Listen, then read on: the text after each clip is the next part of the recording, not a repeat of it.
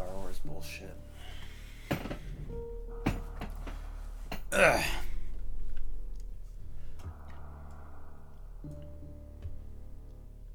Show feet. I don't know how to set up a face cam or anything. Otherwise, I definitely would show you my gangly feet. Instead, you're just gonna have to settle for Super Metroid. I think it's a good game. My idea for this was that I would like drink alcohol as the stream went on, but I kind of pre-gamed a little. Before the stream, and I feel a little lightheaded already, so I'm probably not gonna do that. I gotta check to see. Yeah. Alright, so this is like my favorite game ever. However, I got some problems with it. Like, who's using X to shoot? That makes no sense. Unfortunately, I can't use angle down in this situation. That's fine. We're gonna call it here. I think that's good. This isn't video editing. X to shoot, A to jump. It feels wrong that way. Trust me when I say that. So yeah, if you don't know, I've been editing a video today, and it's all done. I edited it and everything. It's actually uploaded right now. It just needs to process on YouTube. So join me in this little waiting room as we wait for YouTube to fucking process my video. It's a pretty long one too.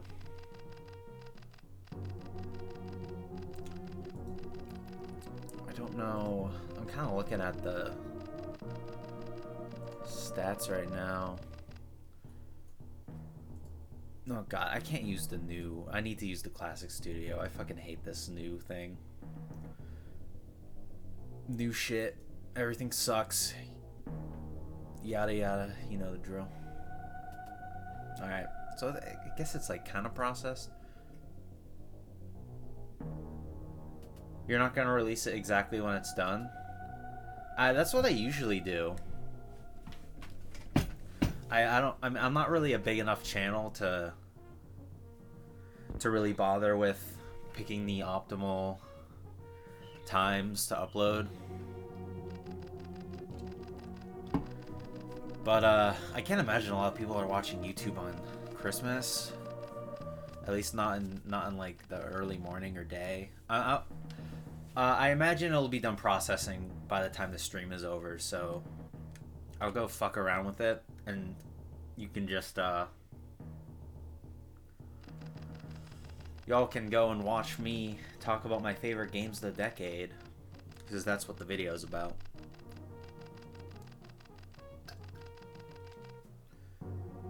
So I like to play through Super Metroid every year during Christmas. I started this back in, I want to say 2014. I started doing this, where I would just play through Super Metroid on Christmas Eve, Christmas Day. One time I did it on New Year's Eve because that was when I did the playthrough for Dumpster Fire.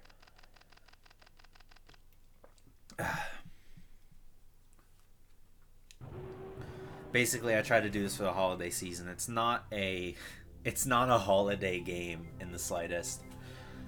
It doesn't even have a snow level, but it's one of my favorite games, and it's one that I feel deserves to be like replayed once a year. All right, I actually have to play it now.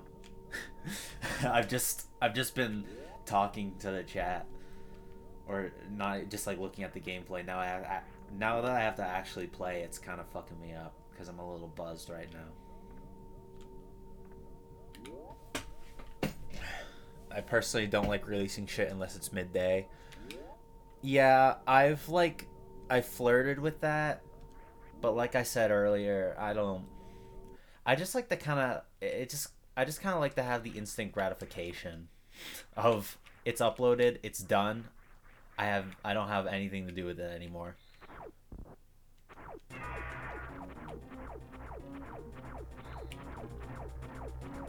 I hope you guys like the video though.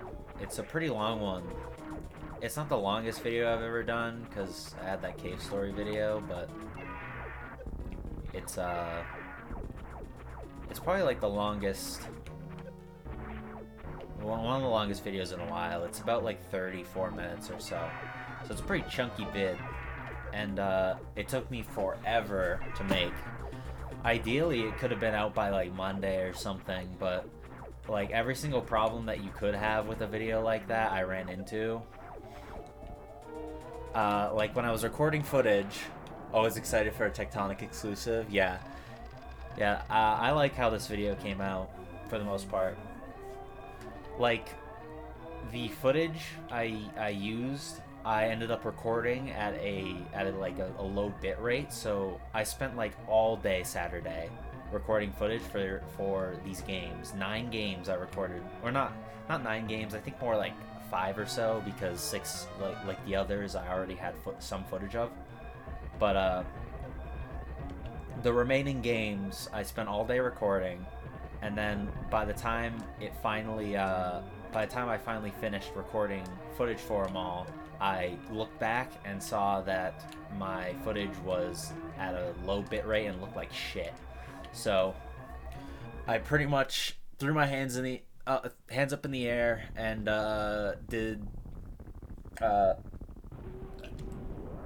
called it a day. Went back to the next day and re-recorded the footage. Some of the footage looked fine, but most of it was like unsalvageable, so I had to do it again. And it bugs the shit out of me. But yeah. And then I spent forever working, trying to figure out how to make a video 3x3. Once you guys see the video, you'll know what I'm talking about. But basically what it is like you guys know, like the 3x3 mosaics. I put like clips of the games into each little box. What I couldn't figure out is how to make it so like they didn't like overlap each other. All right, hang on. 1, 2, 3, 4, 5. Ah, shit. All right. I'm usually pretty good at that, but I'm a little distracted right now.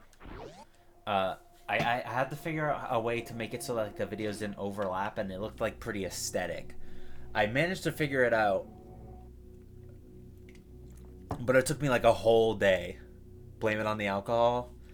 That's kind of like the John, isn't it?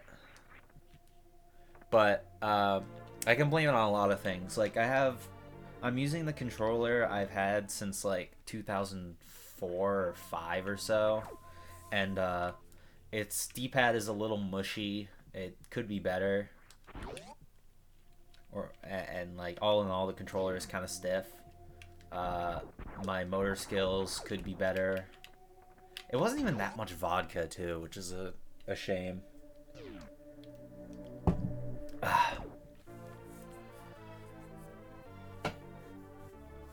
But yeah, I managed to figure out how to get the mosaic to work, and it pushed Vegas to the limits because it was 9 video.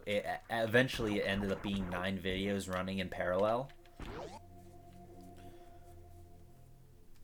You know, actually, I'm gonna go and grab those missiles over there.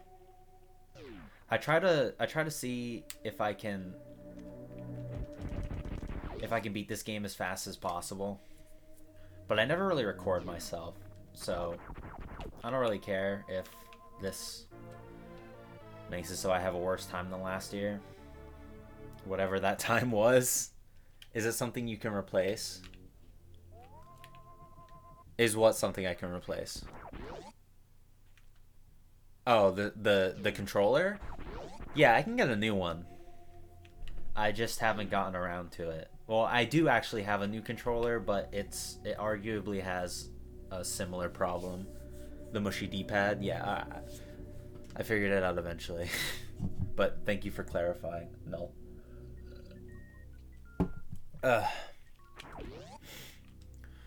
Yeah, I should probably get some sort of new controller. It just isn't really too big of a deal. Because despite what people might think, or you definitely do if you're like a god gamer, but I don't really need like a super precise controller for Super Metroid. The wall jumps is probably the hardest part, but that's mostly muscle memory. Jesus Christ. Alright, we might just have to do this legit.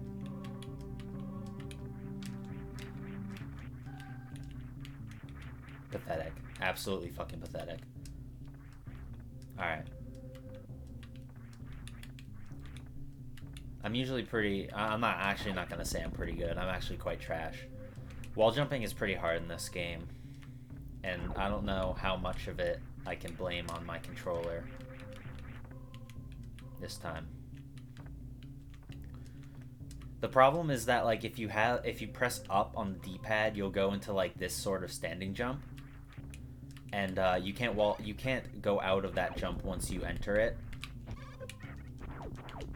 So that makes wall jumping significantly harder, because you have to be extra careful that you're not going into the standing jump. And the wall jumps fucked me up. I was stuck for a long time. Yeah, it's got a learning curve. The thing is though is that I'm pretty sure you can go through the entire game without doing any wall jumps, which I think is pretty cool. It's an advanced tech. It's like an advanced technique in like the most pure way possible. Like if you do like master it, then you need to know how to do it if you want to get 100% completion.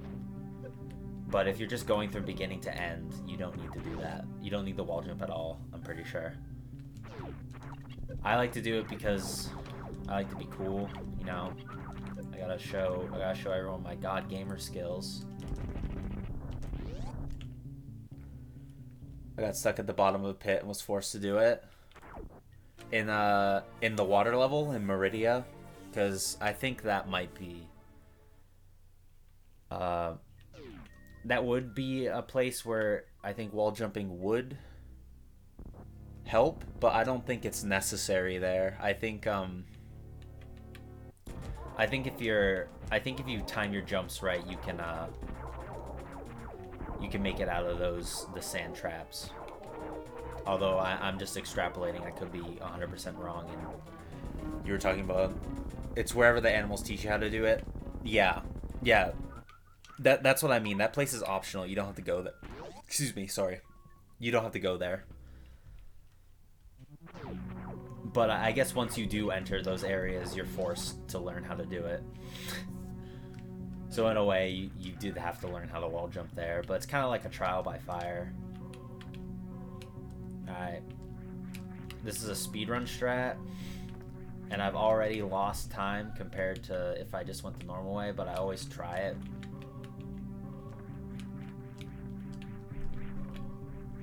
Excuse the noises. That's my family. I think my sister just came home. We'll try it a few more times, and if I can't get it, then we'll just go to the way of shame.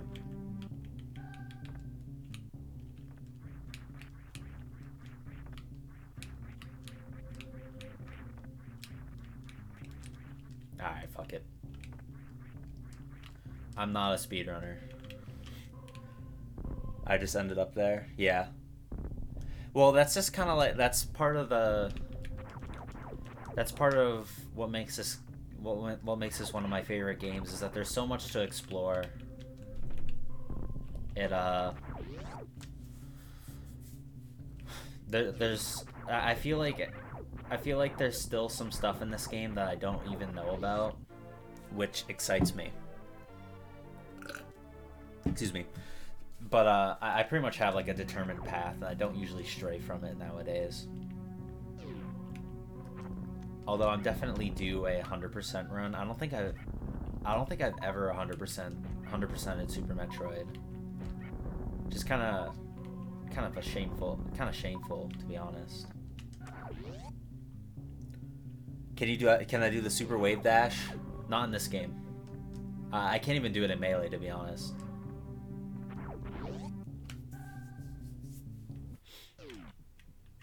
You can thank this game, though, for the reason why Samus is so fucking floaty in Smash Bros. Every other game, Samus feels like a rock, but in this game, she's like on the moon. Okay, this is one of the best songs in the game. I don't know how well you can hear it, but I just love this song so much, and I'm gonna try and do an advanced tech. Nope. Okay. I'm gonna try it a couple times because this is gonna let me skip a lot of the game. Melee Samus's Fox Gravity. It's called Project M. I actually don't know if how floaty she is in that game. I'm actually pretty decent at this trick. It just takes me a few times to kind of get back in the swing of things. There we are. I don't want to brag, but I think that might be a record for me. It usually takes me like 2 or 3 times to get back in the swing of things, but for second try. Second try.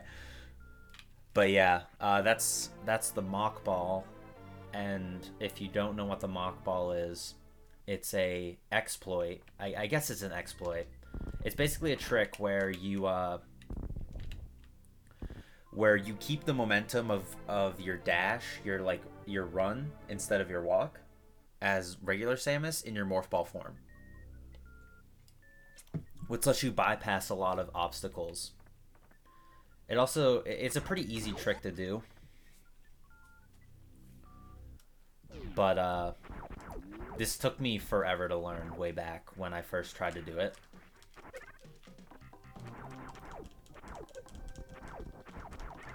But I mean, now I can do it pretty reliably, at least in this area. It's actually pretty easy because you have a bit of a buffer thanks to the door. But the reason why I ended up doing that is because it lets me get super missiles early, which lets me skip a boss entirely. Just one of those speed strats. I kind of just tank hits here. It's really not a good idea because despite how it may look, it's actually pretty easy to die in this game if you don't have a lot of energy, especially if you're reckless like I am. The thing is, though, is that like at this point in the game, Samus is so unbelievably weak. I'm better off just face rolling everything.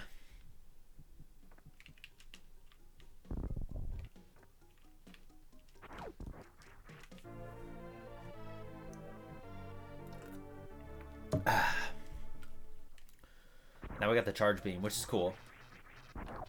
I like how I don't want to say secretive, but like it feels very non-important that the charge beam doesn't even have its own room when it's arguably like the most important beam upgrade in the game.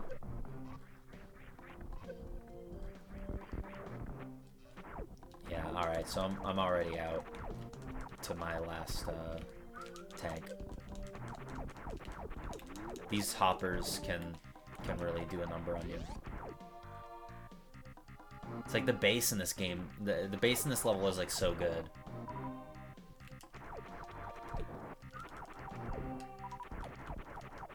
Just gonna try and get some refreshment here. So this ledge is like pretty infamous if you've never played Super Metroid. The only way to get here, I'll demonstrate. See, this is like my walk. This is what... Do you think North Korea is going to send us Lego sets for Christmas? I don't think North Korea is gonna do shit. They're all talk. Unless it's their own citizens that they've brainwashed or something. Alright, but yeah. So in Super Metroid, I've been constantly like holding down, and I run pretty fast, right? Well, that's because I'm holding down a button. If I don't hold down that button, I kind of walk at a brisk pace. It's not slow, but compared to this, it's pretty slow. Anyway, if I walk on this, I just collapse. I got stuck on this for so long when I was a kid because I legitimately didn't know that there was a run button. So if you hold down the run button, you can burst right past this. I'm pretty sure every single game after Super Metroid just kind of cut the fat and made it so that your run is your default speed. I also got stuck here on my playthrough. Yeah, it's pretty infamous. It was probably easier when because games used to have these things called instruction manuals that told you how the game worked. Nowadays, the game just tells you how the game works in the game, but we weren't so lucky back then. We had to read. No, when did you play through this?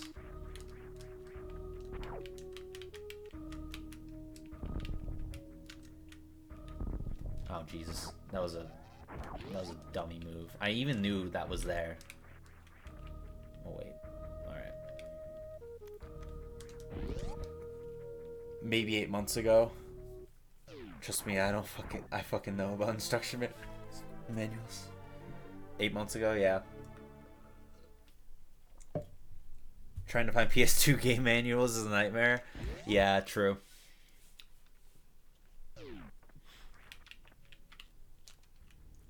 It's like a pretty undocumented thing, right? Like, cause back then, who gave a shit about manuals, right? I know how to play the game. Don't tell me what to do. Nowadays, those things are worth a pretty penny. Maybe not PS2 ones, but like a Super Metroid instruction manual is not. It's not cheap compared to what you would expect. It might be like $10 or something.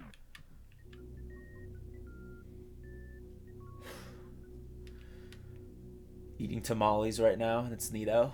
That's great, Yoder.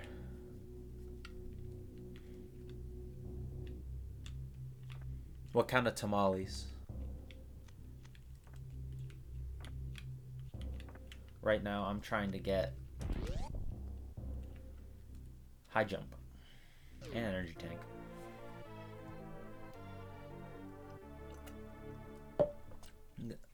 Can't remember the last time I saw an N64 game that had its box. Me neither, honestly.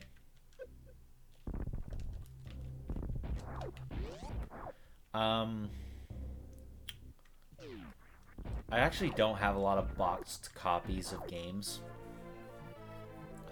I actually have been meaning to get a box for Super Metroid and the instruction manual, just to get a complete in box for collection's sake. Because, you know, it's one of those games for me. So the whole point of this part is that before, without the high jump, you couldn't make it up here, but now you can. However, you can just kind of wall jump.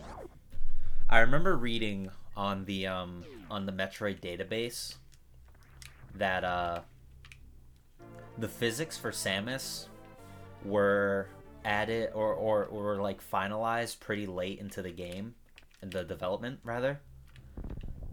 So I feel like that's a lot of the reason for all the exploits in this game, is that just they didn't have time to iron all this stuff out because Samus's physics were decided on so late.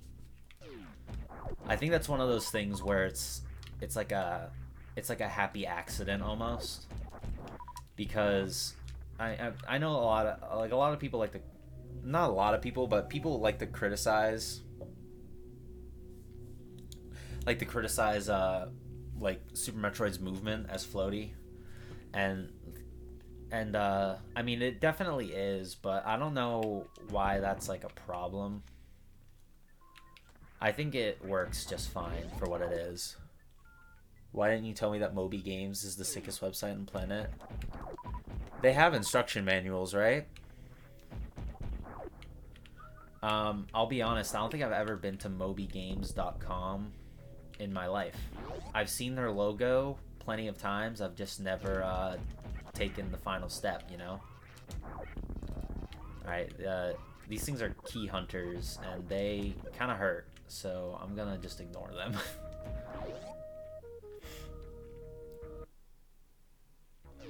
But yeah.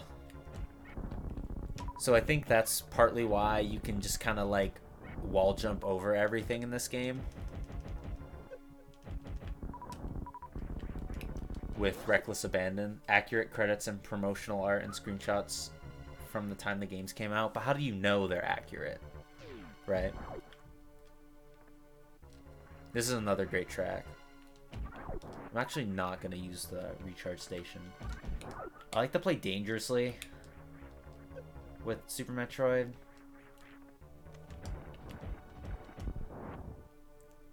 Like I'll see how far I can get without saving.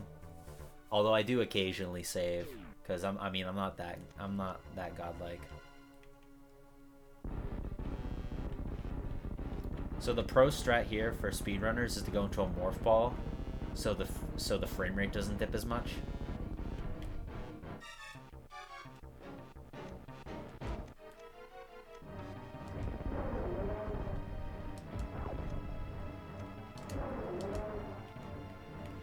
And you can kill Kraid if you're good enough before he even gets this big. Unfortunately, I'm not that good. But you can beat him pretty quick with super missiles, assuming he cooperates.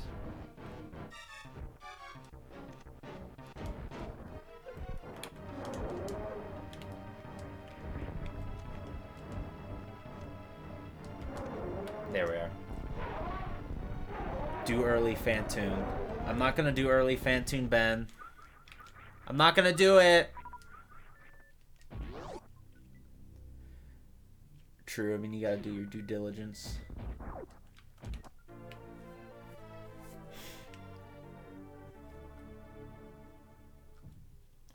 Early Fantoon is a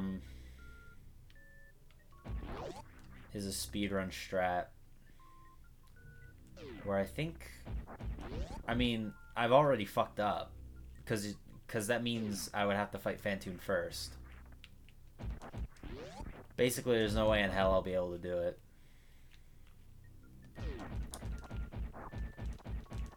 Because you need to have godlike wall jumping skills to even get to Fantoon without a certain item. And that's just something I don't got. You know?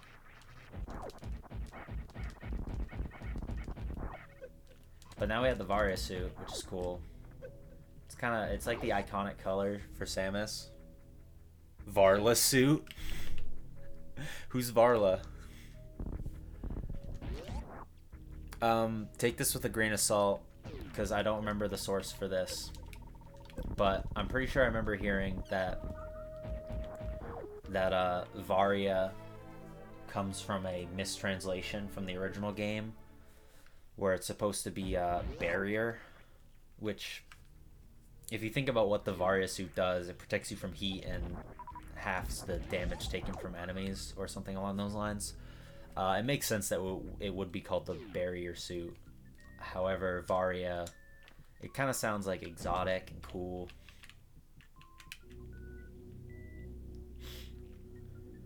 So I much prefer it over barrier. Assuming it is true, Varia sounds cooler than barrier. Agreed. It's one of those things that just kind of stuck over the years, and I'm glad that it did. I'm gonna get the ice beam right now. See if I can't.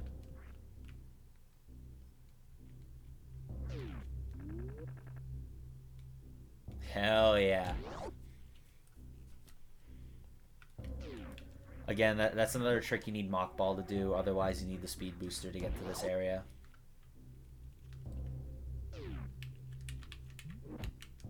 They also want you to go up here and down, but you can just do that. There's a lot of things in this game where it's like they probably wanted you to do this, but here's what you can actually do instead, which I think is one of the reasons why Super Metroid is one of like the biggest speedrunning games.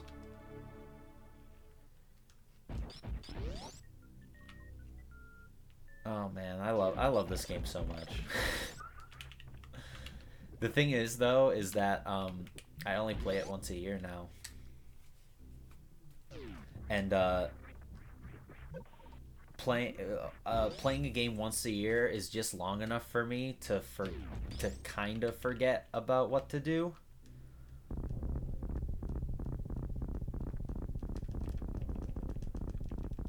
Like I think I can bomb jump there. Yep. Bomber here. Like I kind of know the route I'm supposed to go. But I feel like every year I forget like one part. I'm always like, I think I have to do this. And I can never know for sure. I think right now, I just, what I need to do is I need to like write down a list, like bullet points. Like you do this right now do this, now do that. Otherwise, I'm gonna end up looking like a fool. I'm gonna act the fool. And it's gonna be even worse because I'm live streaming it now. The only thing, oh Jesus, oops. The only one I was embarrassing before was myself and whoever decided to come into my room and see what I was up to.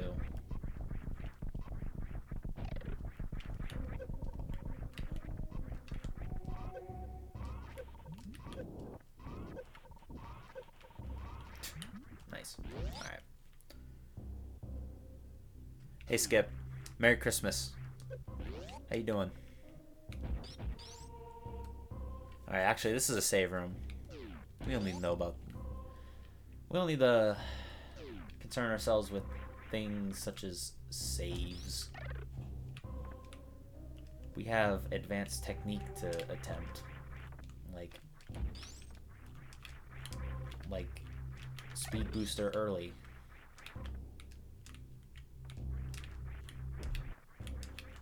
Fuck!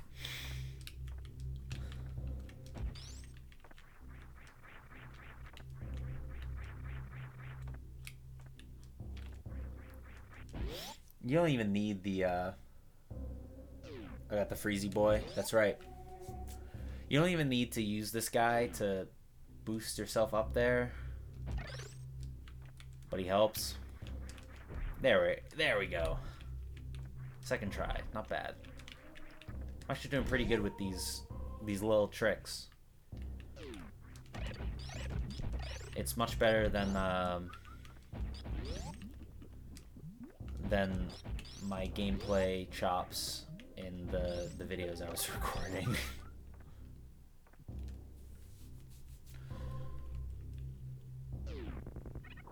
Or like the cave story video or something. Alright, there's a missile upgrade in this room.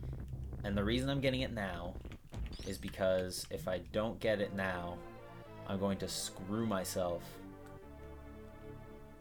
and never be able to get it again without the risk of like killing myself.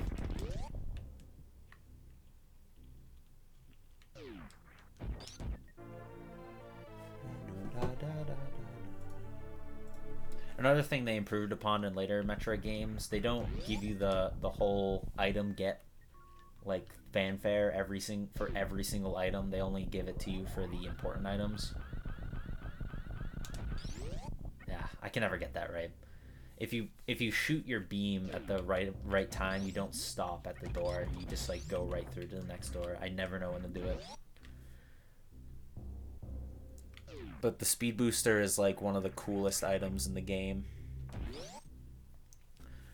You just the feeling of like slowly accumulating speed and then or quickly accumulating speed and then it just like culminating in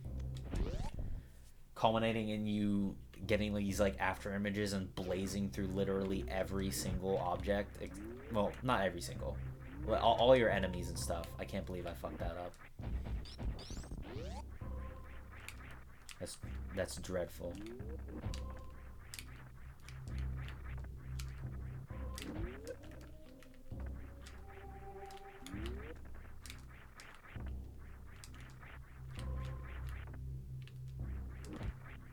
Alright, fuck it. The unstoppable force. You really do become somewhat of an unstoppable force. Another thing about it is you, the real reason why the speed booster is so fucking hype is the shine spark. Which is, if you press down while you're in the speed booster mode. Alright, I find it, I think it's really funny that I'm like explaining this game to like people who've never played it before as if like Super Metroid is a super obscure game. But anyway, the shine spark is if you press down while you're in the speed booster. I'm not supposed to be able to get this yet, by the way. You can kind of hold your charge, and if you jump while you have this charge held, you kind of like go into like a shoulder bash form. And you just go skyrocketing across the stage or across like the room at the cost of energy. It's like the most badass thing ever. And you go so fast. It's magnificent. Just Super Metroid gets so many things right. It's a shame that oh wow, what the fuck? It's a shame that I think this is one of the only Metroid games that's a million seller. That can't be right, actually. I feel like I think Metroid gets into the millions at least, but it's not a very popular series unless you're like a hardcore gamer. Any hardcore gamers in the chat? I had to save the animals on my first run. So I had to learn the shine spark. Didn't Prime hit it big? I feel like Prime did, and Prime deserves it. Metroid Prime is definitely one of my favorite games ever. I used to not like it as much. I think I'm going the wrong way. Here we go again. I used to kind of like when I was a little kid. Scoff at it a bit and say that and think that like Super Metroid was better, and I mean I still like Super Metroid a little more maybe, but Metroid Prime, I don't think it can state enough just how right Metroid Prime got everything. It's so it's really amazing to me that this like relatively unknown team managed to get Metroid Prime, managed to get so many things like right on their first try essentially. Like if there was a Metroid game on the Nintendo 64, it would probably be dog shit. Like I trust Nintendo is one of like the only companies that did a good job with translating their shit to 3D that early on.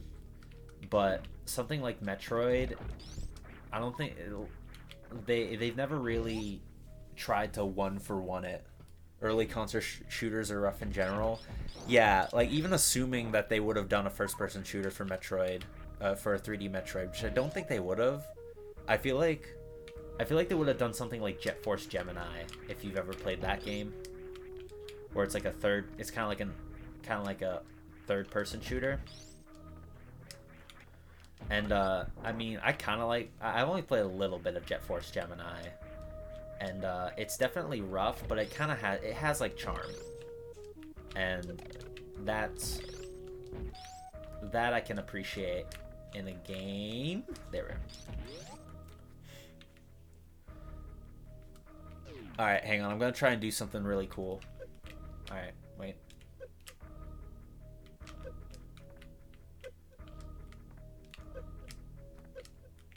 I'm not gonna be able to do it, am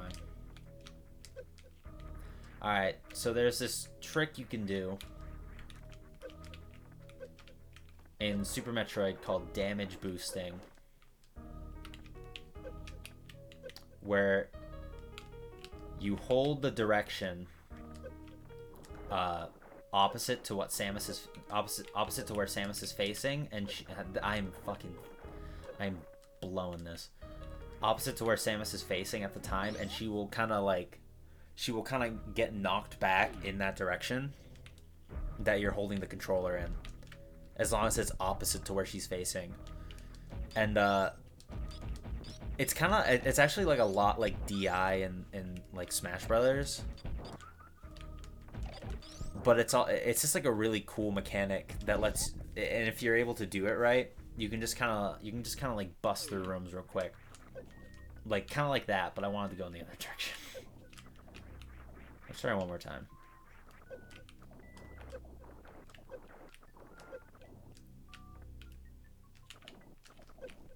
Yeah, alright, fuck it.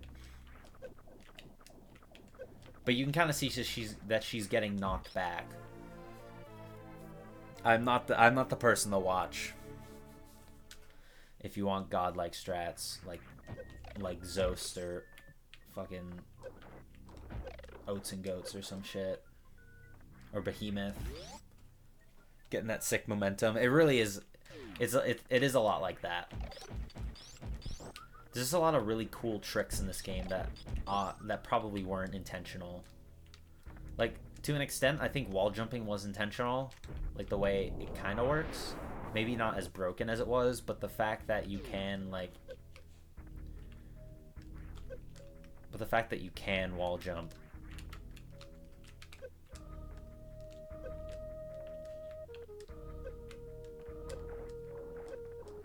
I'm actually kind of close to dying here.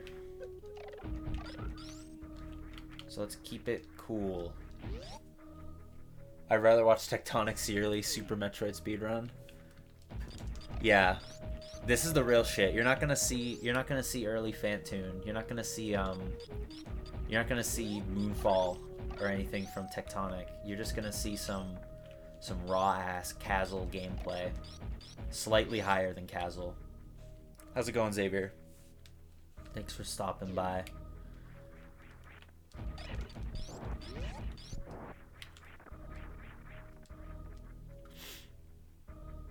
So before I did this, I was kind of debating whether or not I wanted to do it.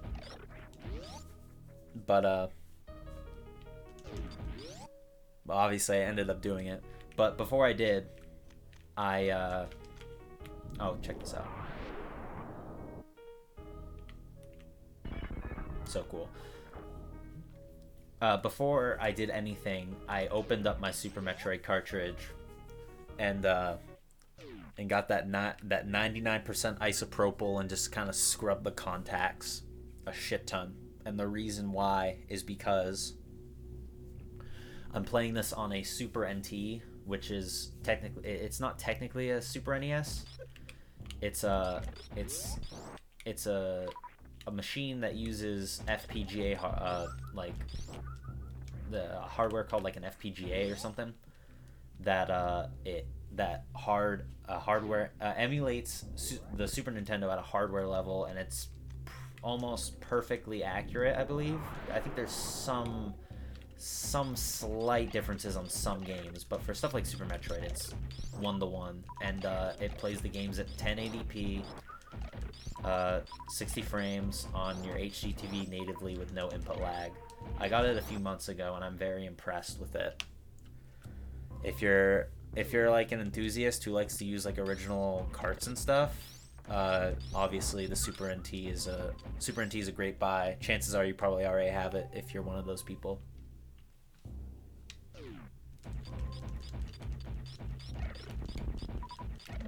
You're supposed to speed run through, or speed booster through here. Here, let's show that off. The noise it makes is so great. Oh god.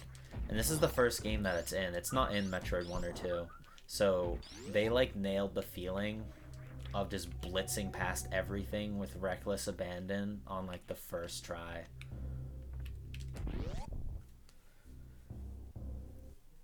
I'm super sus on playing games at 60 frames per second because some games have cutscenes tied to frame rate.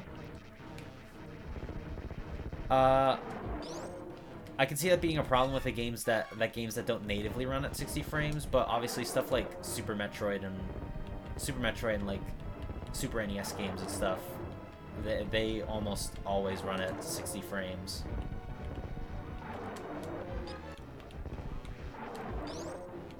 Like when I say it runs at 1080 60, what I mean is that it runs the way it's supposed to.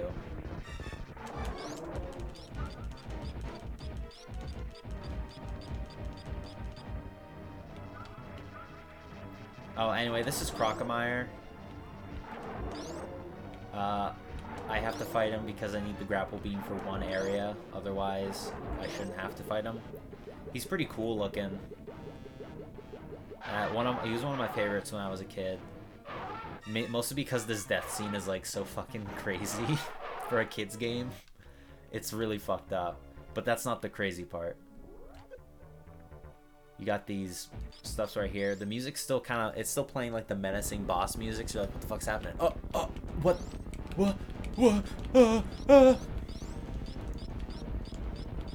What's happening? Oh, holy shit! Oh. So cool. God damn. Alright, let's show out the Shine Spark. Bean against the wall. That's okay.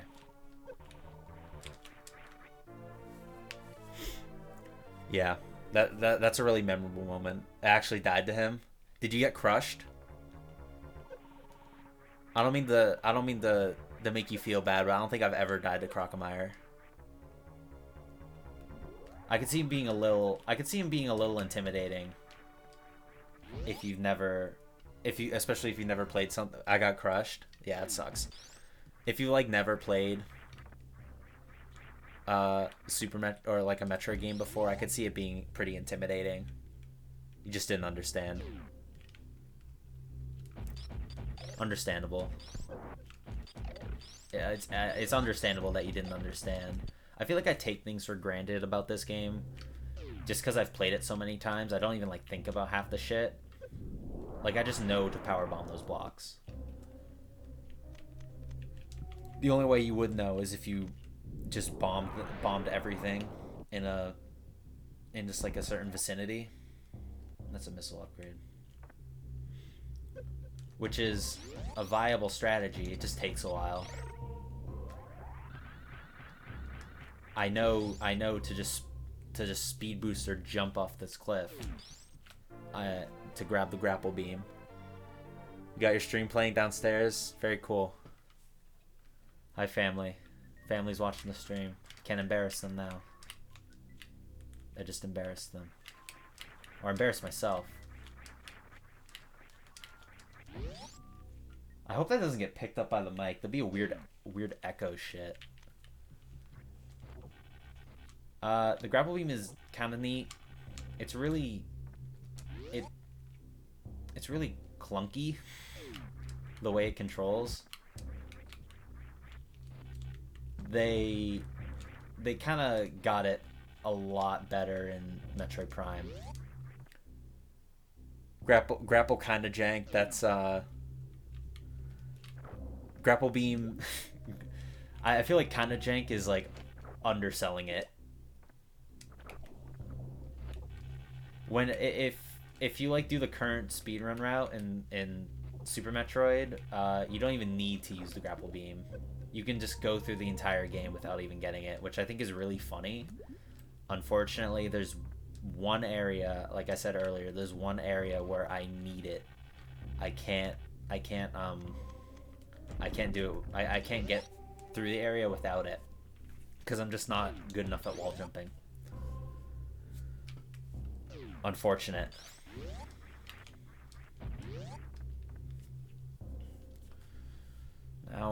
Now we're on our way to Phantoon. Phantoon is pretty tough.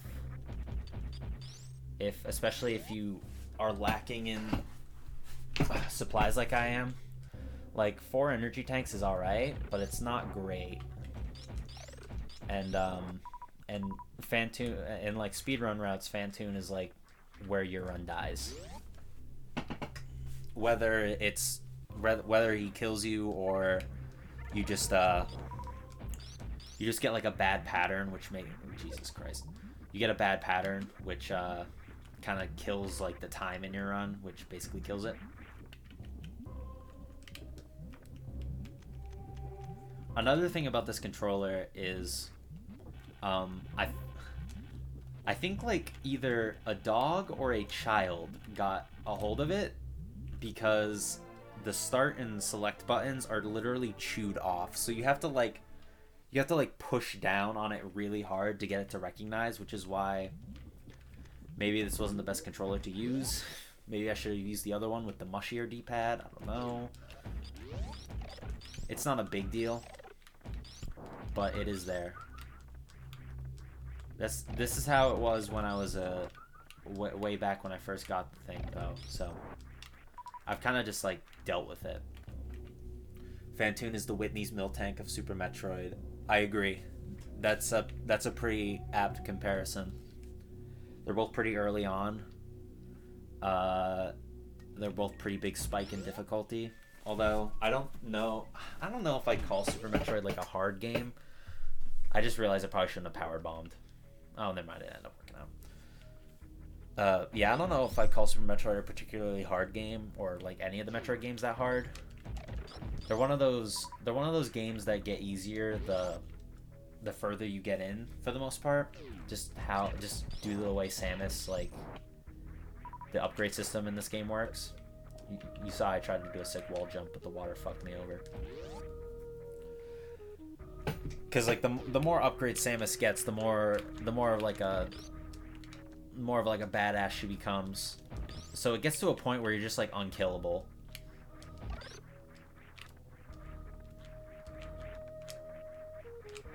But Phantoon is at a particular spot where he's still pretty tough. We got some good stuff. Like, Samus is pretty cool. Samus is doing pretty good right now, but we can do better. That perma Samus up B. The Samus up B, we need the screw attack for that. We're not getting the screw attack for a little while. That's one of the last upgrades we get.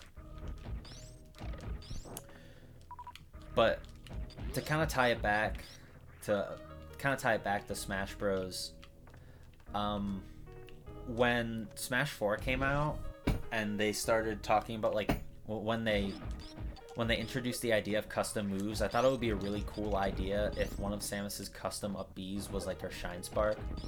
So like it costs her like a little more energy, or it costs her like energy to use, but what happens is she can go like incredibly high up in one of 4 directions or something, and it does a ton of it does like damage to the opponent, as well as hurting yourself at the cost of like further distance and whatnot. I was so shocked that I could just infinitely use screw attack. Yeah, screw attack is like incredible in all the Metroid games. It's like the full. There's a reason they wait until the end of the game to give you that thing, because it's like the culmination of like there's nothing left to give you. You are now a spinning ball of death. There's nothing else. It's pretty Kino, raw, if you will.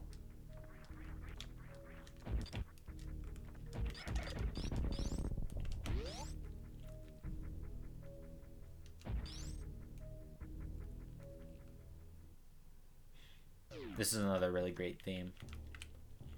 After a while, it stops raining on the surface of Criteria, and it starts playing this really cool theme. I believe this is actually Samus's theme, and I'm gonna save right here. No wonder it's so iconic. Yeah, exactly. It's also just a really cool. It's just like heads. The name itself is head-scratchingly, like, weird enough, but not like it doesn't teeter over to complete nonsense or like dumb, because like it kind of makes sense to call in like a weird way, the name Screw Attack makes sense. Don't ask me how I would explain that. It just makes sense in my head. That was dumb.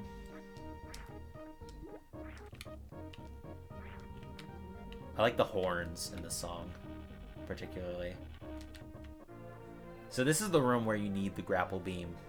But what you can do is this area I'm on right here, if on the right hand side of where the item pickup is, if you wall jump onto that side, you can make it to the edge. It's incredibly precise and borderline impossible unless you're like a god gamer. But I'm gonna try another exploit that's a lot easier.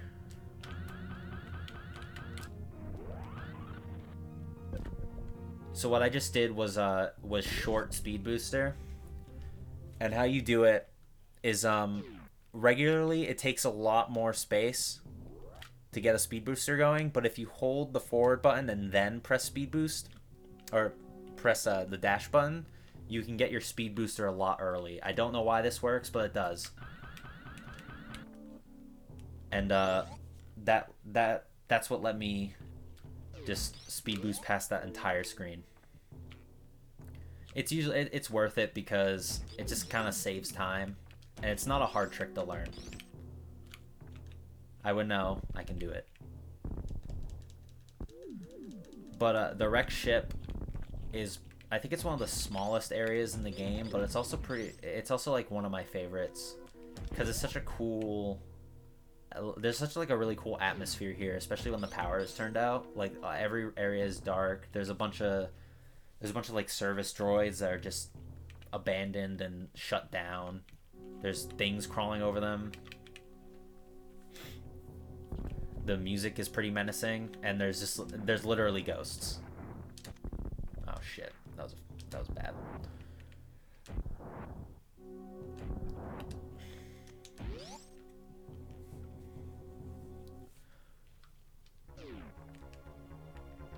But there's one ghost that's a little stronger than the others. I'm doing another speedrunner strat. Because the way Phantoon works is if you do enough damage to him in one attack, he'll go into like a rampage mode. And a way to avoid that is to turn off some of your beams. Until you only have the wave beam.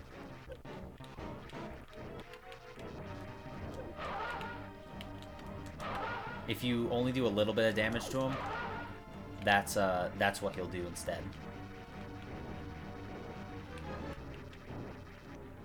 What determines how his eye opens during this part is pretty much RNG, which is another reason why he kills runs. Is that if you get a bad pattern on the Phantoon fight with this area, then you're fucked. Because that's just how optimized the Super Metroid speedruns are. Oh, Jesus. He's the most RNG dependent fight in the entire game.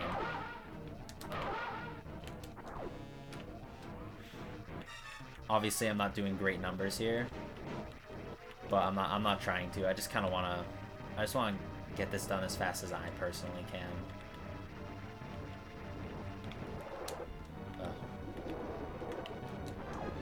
The problem is that his fire blocks your shit. Alright,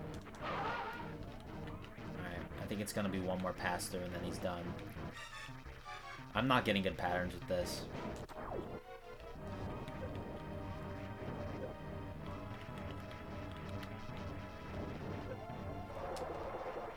And I'm going through my reserve.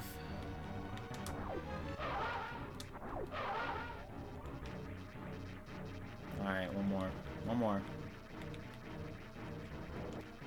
Open your eye, you son of a bitch.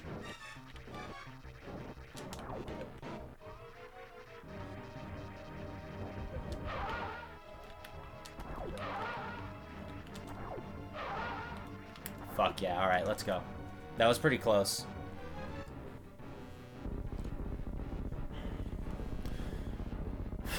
When I played this on Dumpster Fire, I think it took me like 4 tries to beat him. It was pretty embarrassing. Although it wasn't as bad as the one time. One time I played this for Christmas. And what I did was I didn't save at all, and when I got to the Phantoon fight, I died. So then I was just like, well, that's my Super Metroid run for the year, and then just didn't play it anymore. That was pretty shameful. But I think hard part's over, mostly. Phantoon get, exactly. So actually, I don't know what's more embarrassing. Me dying to Phantoon 4 times, or me dying to him once and then giving up. I'm gonna say it's the latter. Not that like I could have given up in the former scenario. That'd be like really weird, because it's not like it's a live thing. Like I was making content, so I kind of was forced. My hand was forced. I had to beat him. Is this how much can you say about a fight that you've done 4 times? I think... Is there something over here? Yes. I think it's just a missile tank, but...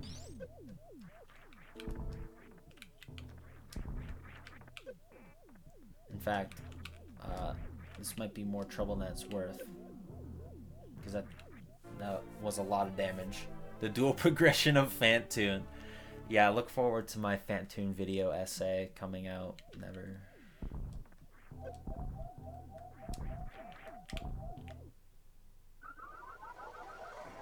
Remember when I said that getting that missile tank was a mistake? That's what I meant. It's okay.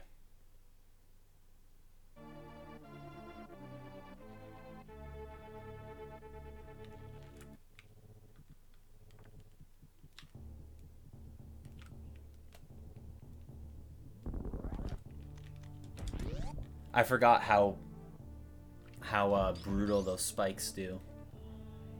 I know.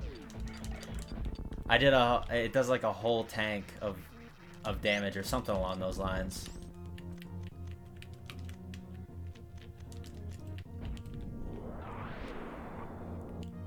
What's your idea, Noel?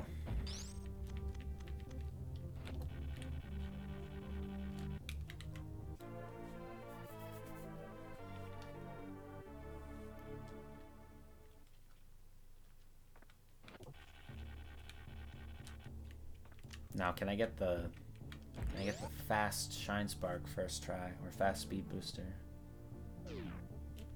Yes. Alright.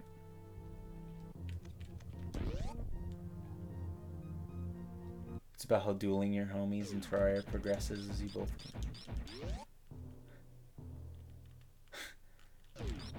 Is it like as a live stream idea? I get down with that.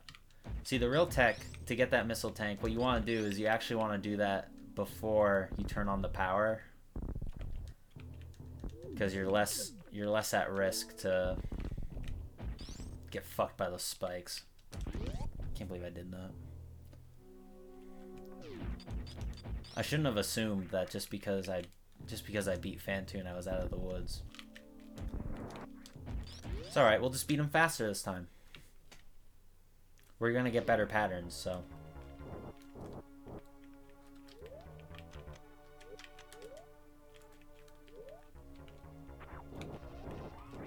Here, I'll even do this,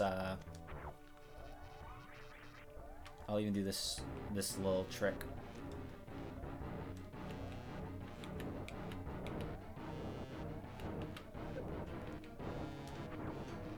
That didn't really do anything. Oh, I missed. So about beating him faster.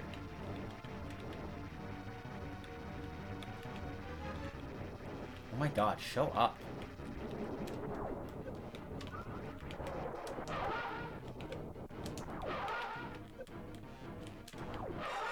Alright. I think you just... I should be able to get 4 shots in. Fuck me. You have to time it so that you get the shot in before he even shows up. So you have to know the patterns. Otherwise, you're not going to get them. But whenever you hear that noise, that's when you know that you hit them, which is good.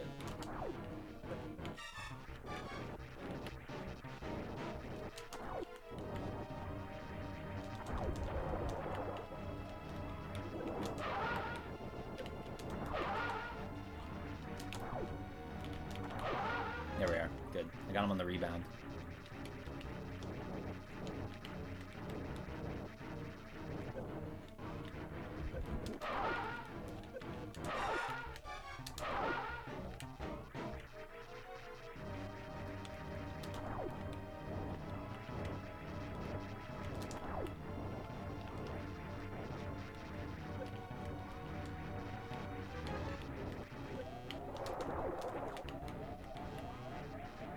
It's okay, we got a reserve.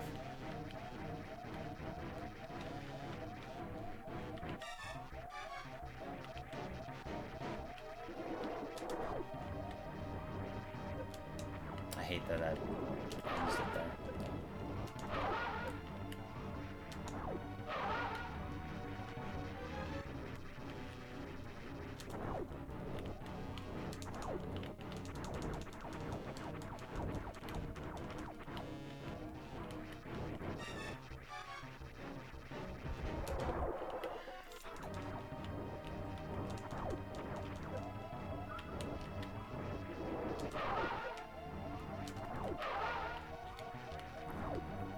So that was significantly closer than last time. Cheeky play on words. Oh, the dual... I just noticed that. Holy shit. The game knew I needed health. God, I'm a dumbass. I get it now, no. It's not that your joke wasn't funny, it's that I was a fucking idiot. Fantoon number 2. Yeah. Don't worry, everyone. That's the last time we'll be fighting that guy. Last time. Never gonna fight him again. Not until next Christmas. Yep.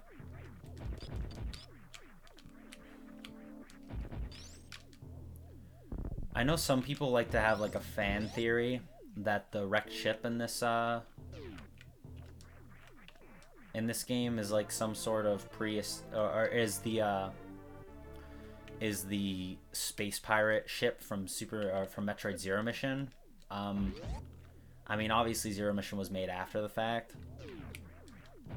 but I don't like even if that was like retconned, I don't know how much I can put into that. Like, I think that this is... I would assume that if this was if this was anyone's ship, it was like a Galactic Federation ship. Last time we're gonna be fighting that guy. I learned my lesson.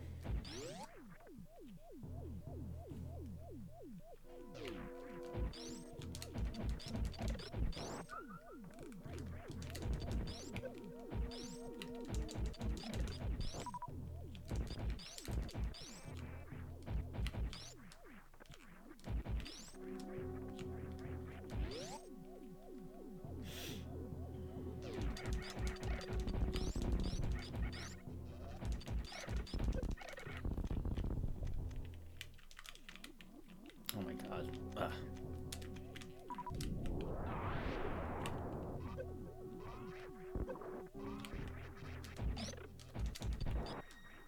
There's like a way to... I think what you're supposed to do is you're supposed to hit the power bomb like as soon as you enter the room, and that lets you kill all the enemies on the right hand side, which makes it so you can get to this room a lot faster. There was a time where I used to just watch a shit ton of Super Metroid speedruns. Now I don't so much.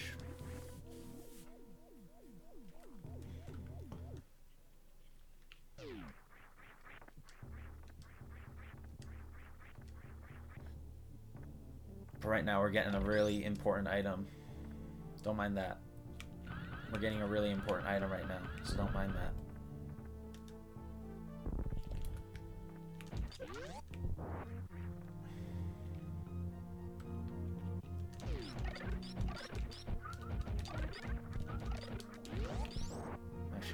back for that super missile.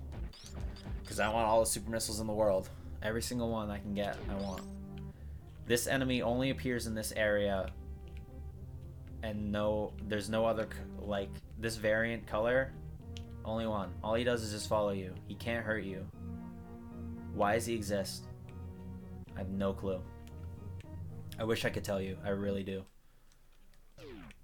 So we can just tank the hits. I'm gonna play it safe.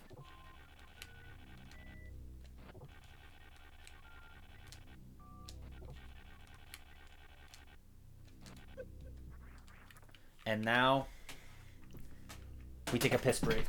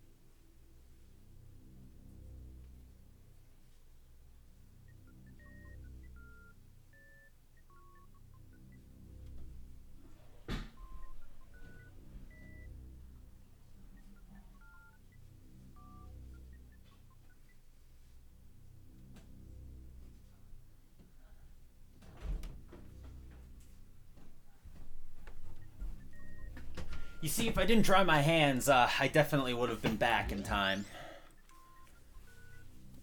He's the Metroid of that species. He's just like Samus. Yeah, I mean, that's definitely what it is. So yeah, the gravity suit. Most important item in the game, arguably. But I forgot about something. I'm going to go back here for a bit. Oh, I didn't know the Chozo disappears. It's interesting. Oh. Go away, pop up. I don't have to do this. Well, I would want to, because I need all the help I can get.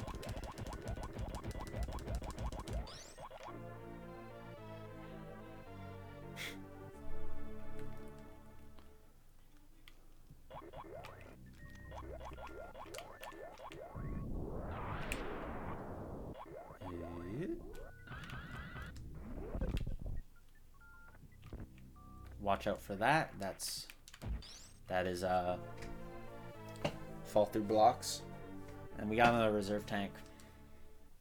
I believe it's pretty much everything. Just more energy for clutch scenarios, like when we're fighting something like Phantoon. It's just nice to have, because we're never gonna have a lot of energy tanks. I think the most I get when I play this game is 6, which I guess is a fair amount, but obviously not as much as the game would prefer you to have.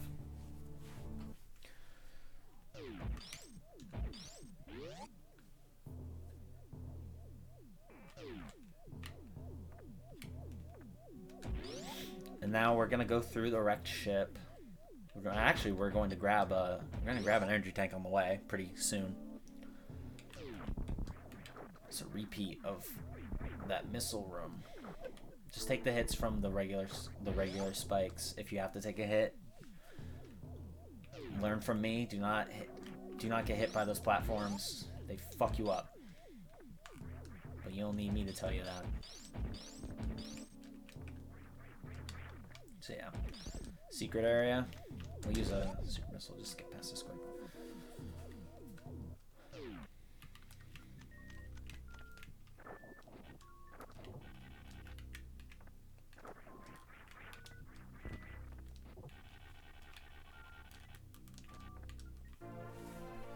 It's a nice pick-me-up right now, since energy tanks heal all of your health and then give you an extra tank on top of that.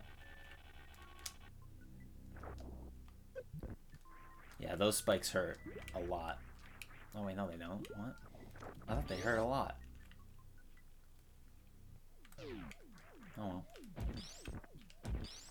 first time I've been wrong in this stream. Energy tank raw. Energy tank definitely... energy tank goat. I don't know if it's raw. It's definitely goat.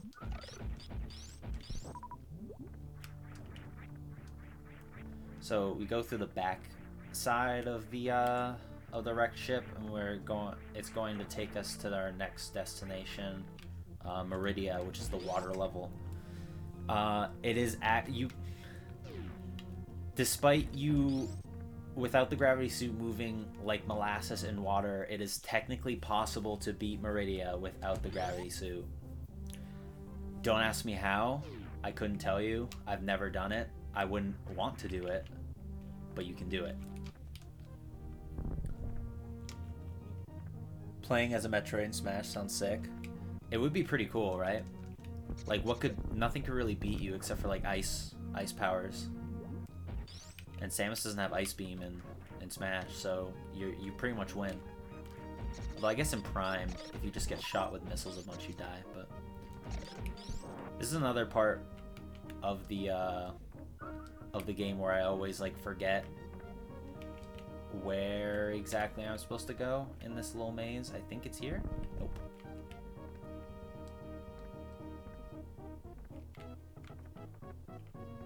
One day I'll learn.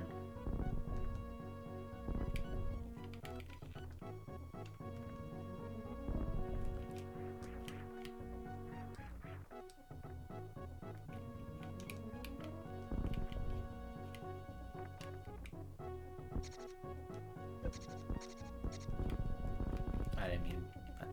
Oh, that was a pickup. I thought I activated the power bomb. When did they add a Metroid to Smash? Kind of weird they add Ridley first. It's kind of weird, isn't it? I mean, like, what the fuck has Ridley been in? Who even wanted that guy, honestly? I genuinely don't know.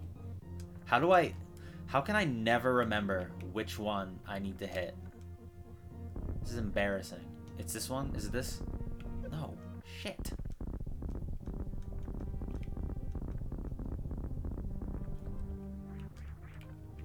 This is one of those areas where I need the cheat sheet.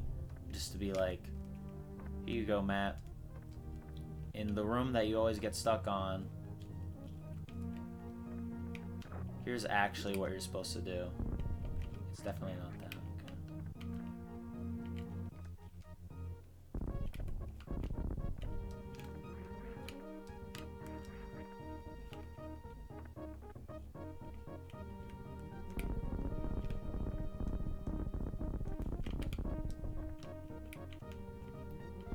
How many bounces can you get off the mines? You can bomb jump indefinitely. If I recall correctly. Yeah, it's just how you time the rhythm. You have to feel the rhythm, feel the rhyme. There it is. Come on, everyone. It's bobsled time.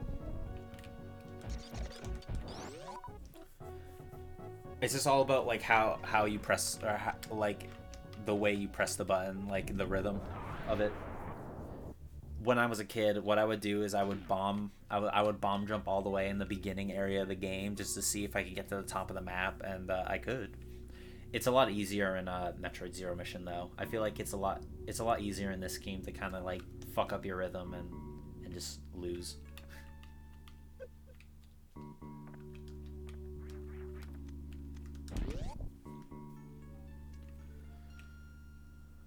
To save point. We'll save. I've already entered the room, I might as well. Even though I haven't lost a lot of progress. I'm getting to an amount of energy where I'm more comfortable face rolling things. However, I can't get too cocky because I just remember this one time I was playing through Super Metroid. It didn't make me rage quit, but it did lose my spirits during one of the times I was playing this for Christmas. And I got to the mini boss of this area, Botwoon, or is it Botwoon? He's basically like a snake thing, like a snake dragon thing, and he's pretty easy. But I got into the I either barely lived or I died. I don't remember which one. This might have happened multiple times. But I got to the fight, and once you get him down to low enough health, he just starts moving incredibly fast. And that fucked me up. And he kept getting like quick hits on me, and I couldn't do anything about it. So I either died or I just barely lived, but it was incredibly close. More close than I wanted it to be. Meridia also has 2 songs. Like, it has this kind of creepy tune, and then it has the, it has another tune we'll hear in a bit.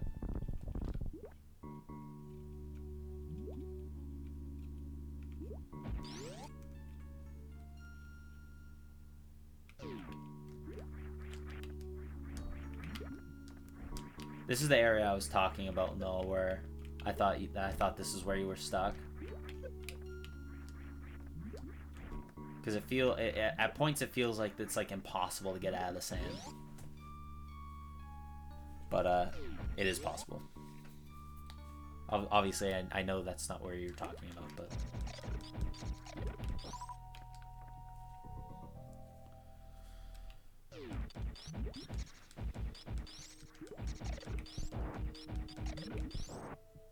this is the other tune from Meridia. And now that you've heard 5 seconds of it, let's hear the other song from Meridia. Let's give it up for Meridia, everybody. Can I get a round of applause for Meridia?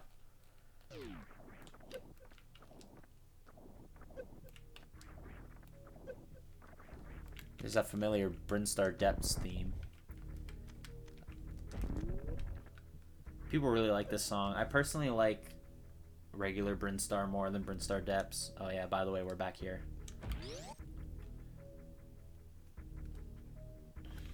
That's why I bombed this area earlier, just to get it out of the way, even though it doesn't really save any time or anything.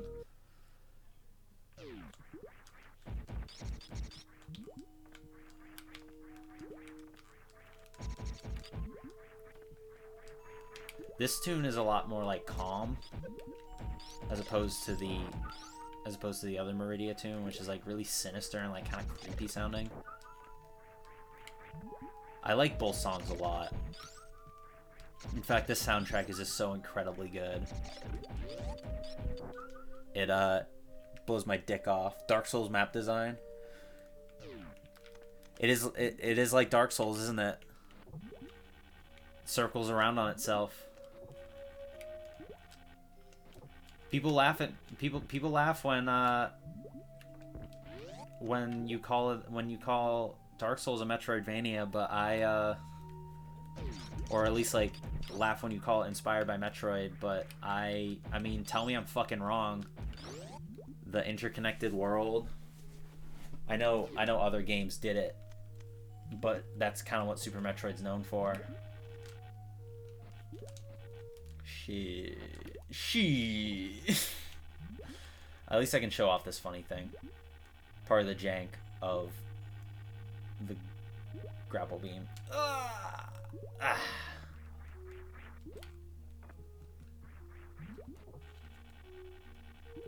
Oh, fuck. Shit. I think part of the reason why the grapple beam feels so weird is because it just kind of like, as soon as it reaches its apex, it just sort of sputters away instantaneously. I feel like if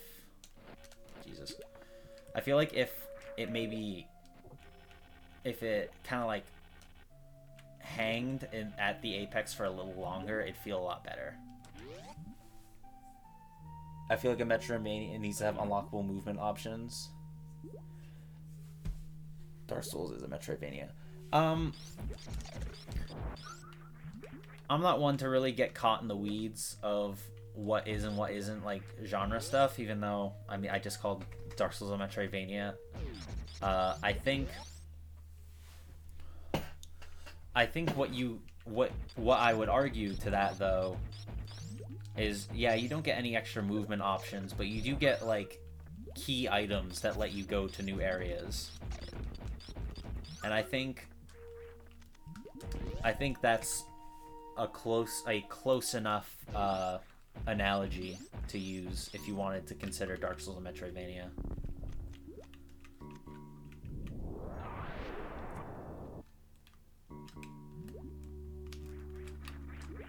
Actually, I'm gonna get some upgrades before I start doing any funny business. Just a few missiles. I think there's a super missile actually coming. You unlock teleportation in Dark Souls, the greatest movement of all. True. Yeah, the Lord Vessel. Gotta collect the Lord Vessel.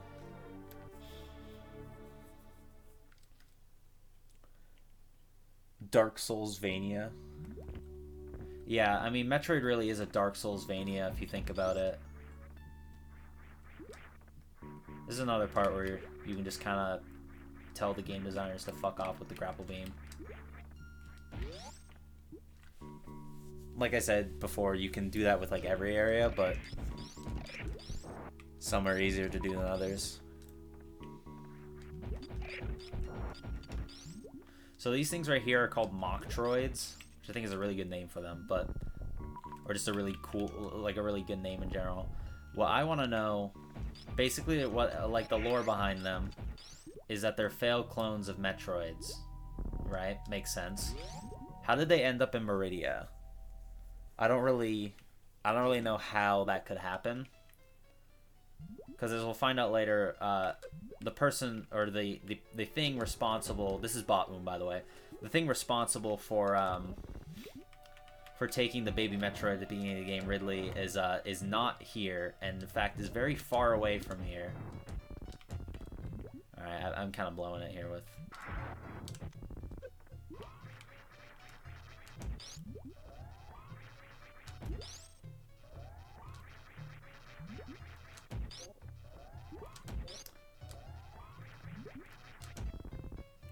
This is where he gets a little tough. Just kidding. Get fucked. I got lucky that time because I managed to time enough of my super missile shots so that I didn't really have to be. So I have to be I could be a little more reckless. The Metroid lecture. I could definitely do a Metroid lecture. There's not a lot to say though because Metroid games are intentionally storyless, not really story heavy. One of my least favorite songs, with the mini boss theme. It's I'd say it's one of the weaker tracks, I guess. I feel like the problem with it is that it's just too repetitious. And like the main melody is kind of annoying sounding.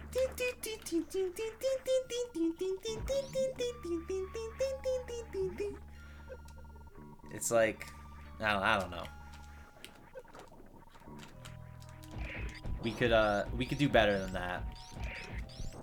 But I mean, if that's like a weak point in Super Metroid's soundtrack, we can do a lot worse.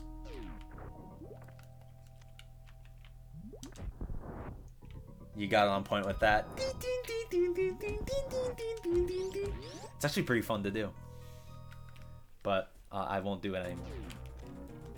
Like this song is I mean, it's iconic.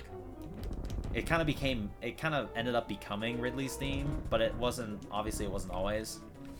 Because we got Dragon using this theme as well. And Dragon's a really cool fight.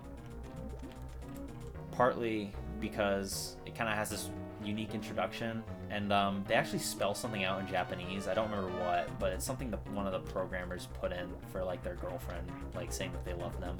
So pretty cute. We're gonna get caught here. Ooh, ouch. And we got a grapple beam. See if I can't reach. Ouch. one of these little things right here before Dragon completely drains my health. There we are. This is Kino. One of my favorite tricks in the game. I mean, obviously that's intentional. That's just like, that's like such a cool idea. To kind of use yourself as like a conductor. I have to wonder if they thought of the idea to like have like some sort of electrocution thing happen before or after they made the Dragon fight, because there is a way you can like legitimately fight Dragon. I've just never done it because the one, it's easier to just electrocute it to death. It also is kind of like sad because as soon as once Dragon dies, like the babies take it away. I think it's like one of the only enemies in the game where you kind of feel like a bit of compassion for. But yeah, I have to wonder if like the electrocution idea was meant to be elaborated on a little more and just like wasn't. I have to wonder. It might not have been as cool if you could do it more than once. I'm not sure. But we just got the space jump, and the space jump somewhat invalidates wall jumping, but it is a little faster to wall jump up stuff than it is to just space jump up the air. Just due to the way you have to kind of like time space jumps. You kind of have to.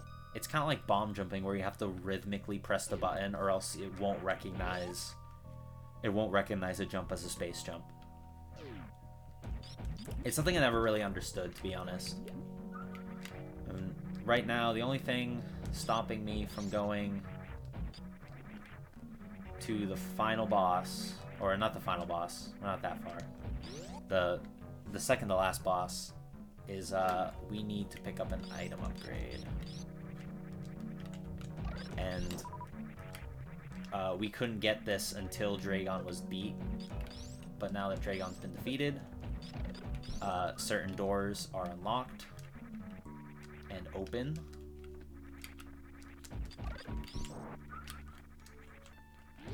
Including this one with our new beam upgrade. So this area is pretty.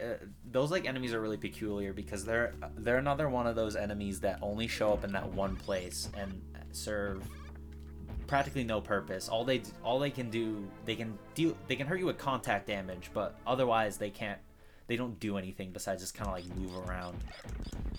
But I think there's a reason for why they exist, and I'm gonna show it as soon as we get back to the room. For now, I have the plasma beam, which is the strongest beam in the game, and it cuts through shit like paper. It just feels so powerful. It's actually green, but you don't know that unless you turn off all of the other beams. And this is the reason why I think this thing exists is because of the plasma beam. So another thing that the plasma beam has that other beams don't is that it pierces. So we can instead of before where we had to shoot them one by one, we just kill them all. The space pirates, I think, were kind of to show that like this beam is obviously significantly more powerful, and I think that enemy right there is just kind of to show that this pierces through enemies and like everything. It's like the ultimate beam. That's the only reason I can think for why you would put that there. From an armchair game designer perspective. That might literally just be there because, for no reason. They just wanted an extra room. But it's, I would prefer to give the Super Metroid team more credit.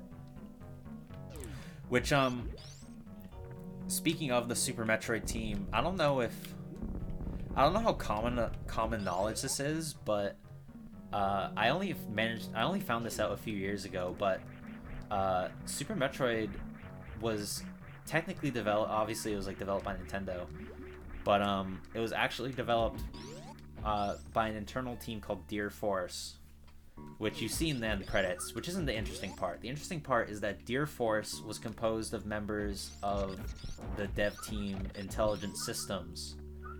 Now, Intelligent Systems made games like Fire Emblem and Paper Mario, but they're not credited as Intelligent Systems in Super Metroid. They're credited as Deer Force, which is why I didn't know until pretty recently that Intelligent Systems made this game, which is really fascinating to me because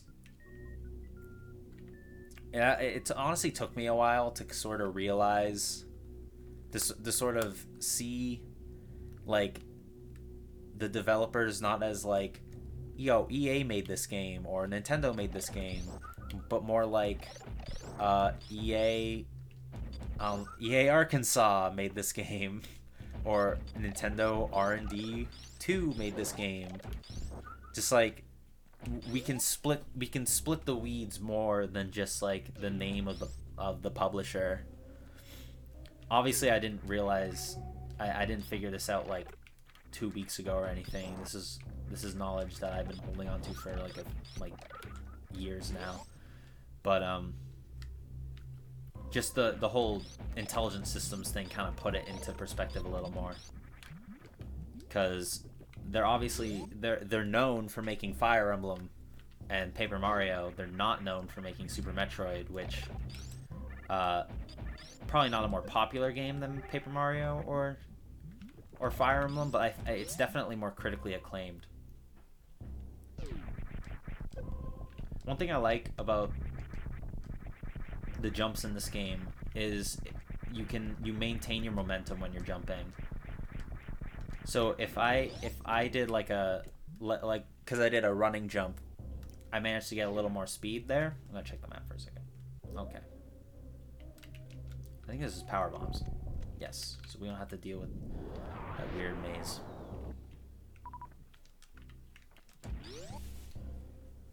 Ooh.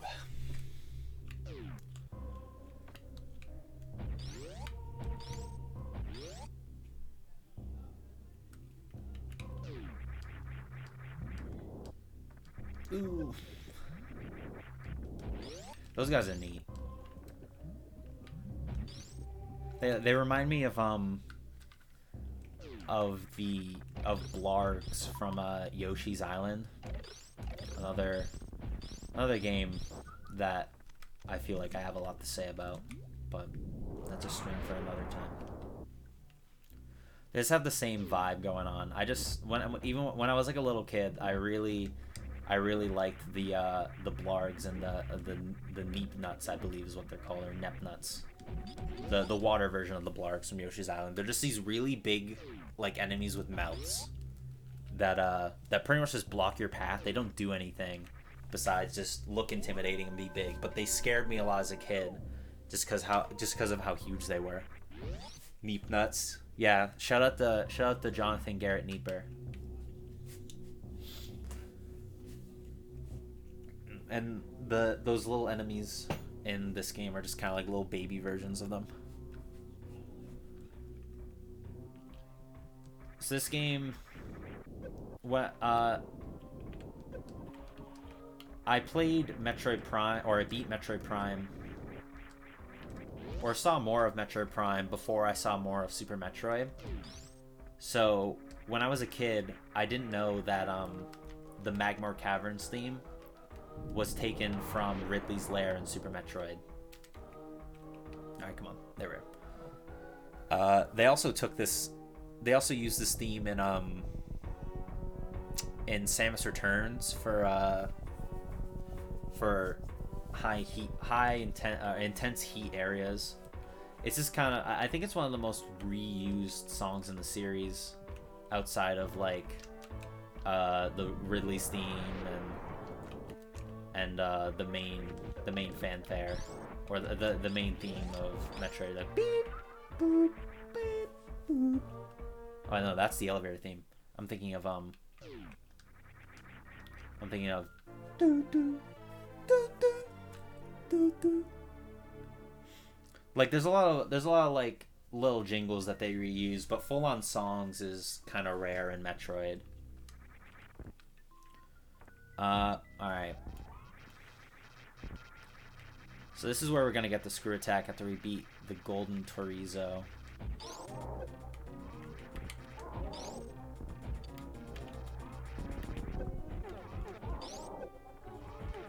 And there's a way you can just kind of like stun lock them. Obviously, I'm not doing it.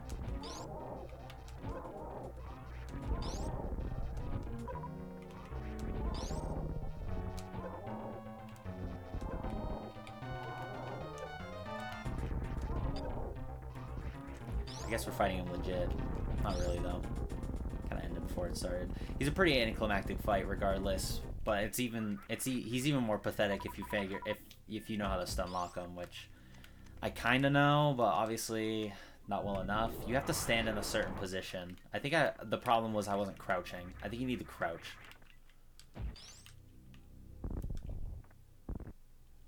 What do you think about Planet Zebes in 64? I think it's a fun enough level. The problem I have is that like Metroid levels in Smash Bros, it seems like all Sakurai knows about Metroid is that areas have lava and or acid. And you know, like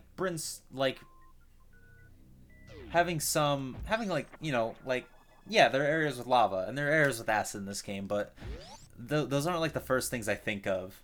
Lava colored acid, that is also true. They're not like the first things I think of when I think of Metroid, really. Like I would like just hell, I would like a level that's like on Samus's ship where she just like tours. Yeah, actually I'm gonna do this way cooler. Where she just kind of like tours through Zebes, but you're fighting on like a ship or something. Just like kind of like one of those interactive levels. Oh, god damn it. Whatever.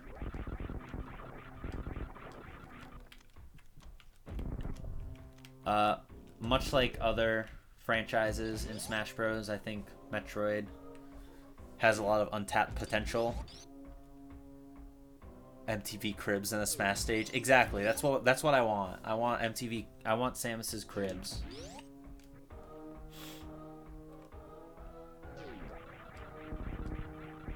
Again, I fucked this up. Yeah, this is what I was talking about with maintaining momentum. I'm moving like a slug when I could be moving super fast.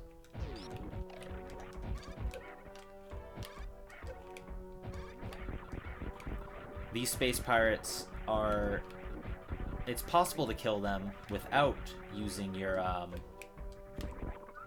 without using screw attack. It requires using after images on your Shine Spark, which, first of all, I didn't even know did damage. But basically, when you land a Shine Spark for like after images, kind of like go in like a spiral or a diamond direction around you, or like away from you, and those hurt a lot. And they can kill a lot of enemies and deal a lot of damage, including those golden space pirates. And it's necessary to learn that if you speedrun Super Metroid, because in speedruns of Super Metroid, you do not pick up the, you do not get, I'm pretty sure you don't get the screw attack. There's just not enough time. And this is going to be the last energy tank we're going to get. So that's 7? That's a pretty good amount, honestly. Yeah, these enemies are funny because they technically light up the room, so the more you kill, the darker the room gets. It's a pretty neat effect. I wonder how they did it.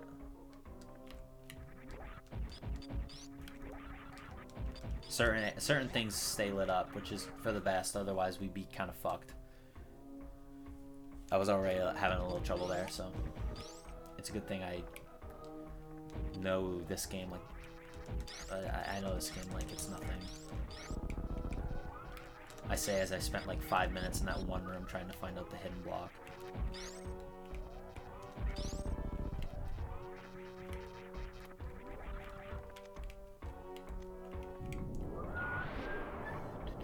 I'll admit it's an iconic song, so it's not like I blame them for reusing it or anything. I just think it's interesting that it got reused twice.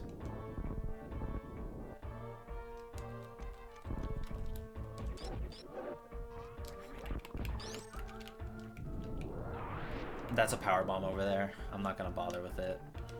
I don't think I need any more power bombs. So it's just kind of a waste of my time. We're so close to the end. We might as well just get the sprint going. So the way you beat these guys is you have to wait for them to expose their weak point, and they do so by doing like a drop kick. And it only takes 2 charge beams to kill them, but these are enemies that you can use those Shine Spark after images to kill them even quicker. It took me forever when I was a kid to figure out how to beat this thing, so they were actually pretty tough way back in the day. I like this area because it's very reminiscent of how Ridley's lair looked in the original Metroid, and they also base it. It's also what Zero Mission is. It's closer to Zero Mission, obviously, because the graphical fidelity is better, but still, it's a cool throwback. Kind of hints that Ridley's close by if you weren't already aware. And before the fight even begins, we can hurt him with a power bomb. I'm kind of fucking up. You want to hit him with as many of your super missiles as possible, because super missiles hit like a goddamn truck in this game. I'm kind of blowing it.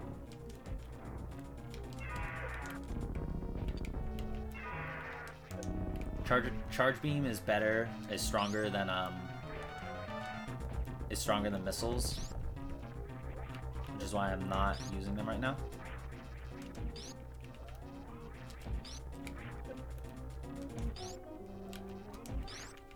When I was a kid, Ridley used to be pretty hard.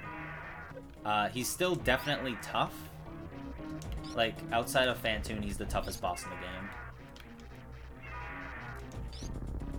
But it's just a matter of he's a lot harder if you have way less energy tanks than I do. I can afford to be a lot more reckless.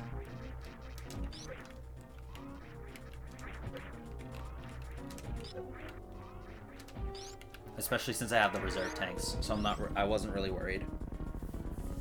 And he turns into pieces. I found that Ridley was kind of a chump. Ridley can be a chump. It just depends on how you fight him, really. I forgot about this energy tank, by the way. So this is the last energy tank. Oh no, what's this? The Metroid's gone. Fuck. But yeah, Ridley is... You guys don't know how long... Well, some of you don't. Some of you know. I wanted Ridley in Super Smash Brothers for the longest time. He was like my favorite character in Metroid. And, well, Super Metroid is one of my favorite games, obviously. And I was once a little kid, and little kids, what do little kids love more than dragons? Nothing. So obviously Ridley was one of my favorites.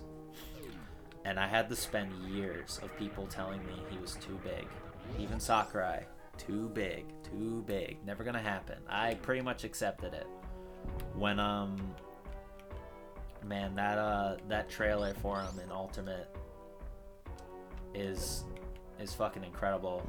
It still honestly gives me some chills today. And he's fun as fuck in the game, so it's nice to see it. You know, if nothing else, Ridley's finally in the game as a playable character, So even though Metroid doesn't have like the MTV Cribs Samus stage or like a Silex assist trophy or something, at least we have Ridley.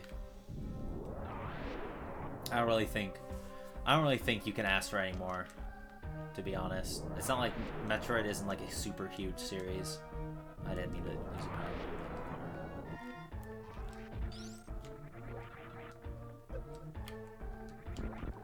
I forget that the screw attack can kill these things. I believe they're called super key hunters or Kai hunters. It's Ki hunter. I personally think it's Kai hunter. I could ask that they omitted Dark Samus. I like Dark Samus. I would honestly like an Echo Fighter is a good compromise. I think it's a good nod to the Prime series. As just like that Dark Samus is like the Prime series' rep. I think it would be obviously. I think it would be cooler if she was her or it was its own character. But I get why it is an Echo Fighter, and it's not a deal breaker to me. Her animation, or its animations are really cool. Otherwise, in any case, so I like I said, I can't complain.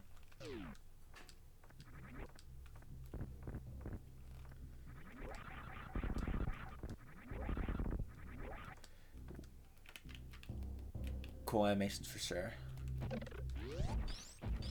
Again, you can always just go back the way you came through every single one of these locations. But if you take the extra mile and explore, you're gonna get rewarded with finding a significantly faster shortcut.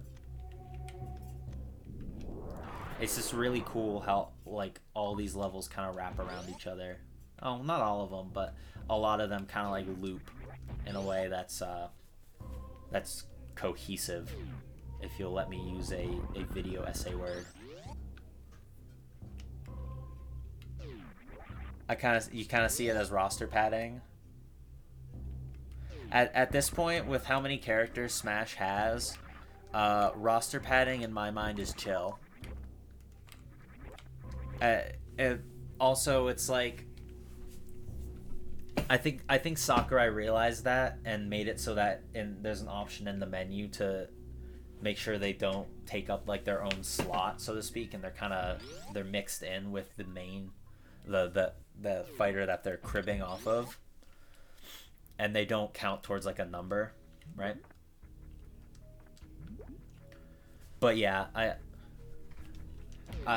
the way they seem to sort of justify it is like these take significantly less time than fully fleshed out fighters do.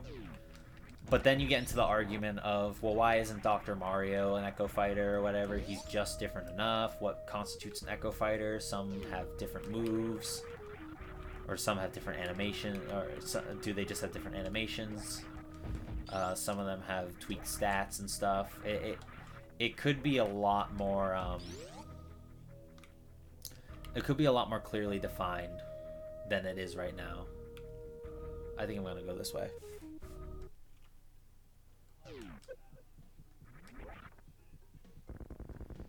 Interestingly enough, I feel like Sakurai trying to clear the air by calling them Echo Fighters sort of backfired and made things even more confusing.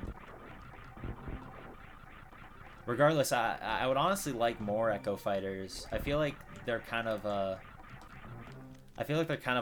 not a dropped concept, but like a Doc Mario is such a strange precedent for what Echo Fighters will become. Yeah, because like he's not considered an Echo Fighter. So, and like I like Dr. Mario a lot, partly because it's just like kind of funny that Dr. Mario has managed to be in so many games when he's really just like an alternate costume. But why is he an Echo Fighter? Why isn't he an Echo Fighter when someone like Ken is? And it just kind of becomes like, well, the reason why Ken is an Echo Fighter is because basically because Sakurai said so. Because he's the original Echo Fighter. It's weird.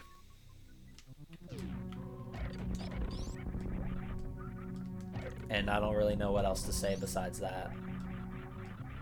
I do think Echo Fighters they could be expanded upon more. Like, there's not really a lot of Echo Fighters. I think there's like 4. Let's see, Lucina, Dark Pit, Ken, and Daisy, Dark Samus, Richter. That's 6. That's a fair amount, I suppose. But the way it feels like there could be more, right? Like, how many new characters does one Echo Fighter make?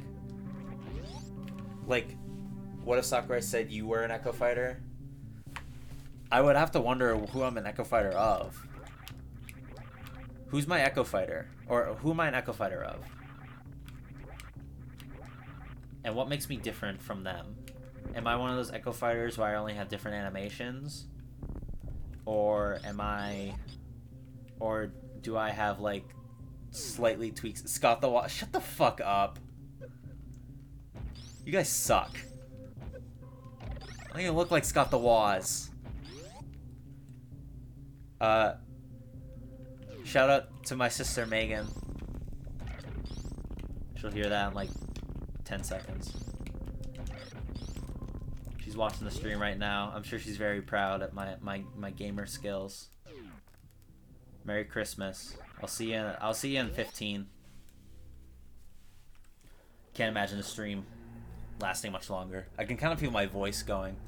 All the Luddites in the chat. Shout out to all the Luddites in the chat.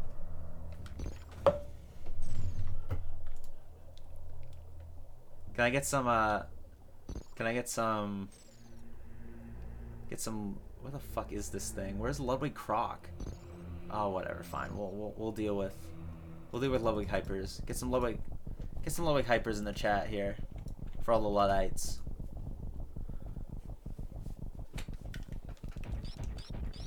This would be another opportune time for a pee break. Unfortunately, or fortunately, I don't have to piss.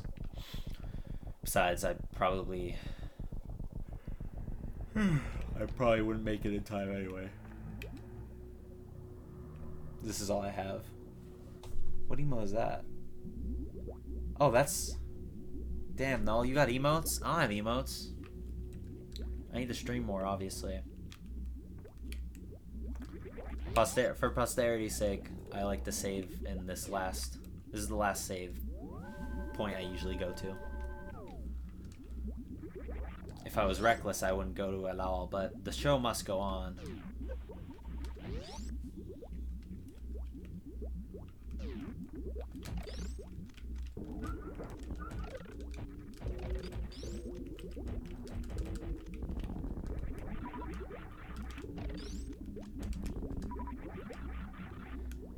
This is a track that I think is really subdued, like low key, but is also really good. And it's another track that gets used every single time Torian's in a game, which I think is 3 times now. For good reason. Since it kind of it's a theme that like really sells like alien mystery to me. Also, you gotta be careful with the Metroids in this game because they are a pain in the ass if they get you. Like the weird like bleeps and bloops.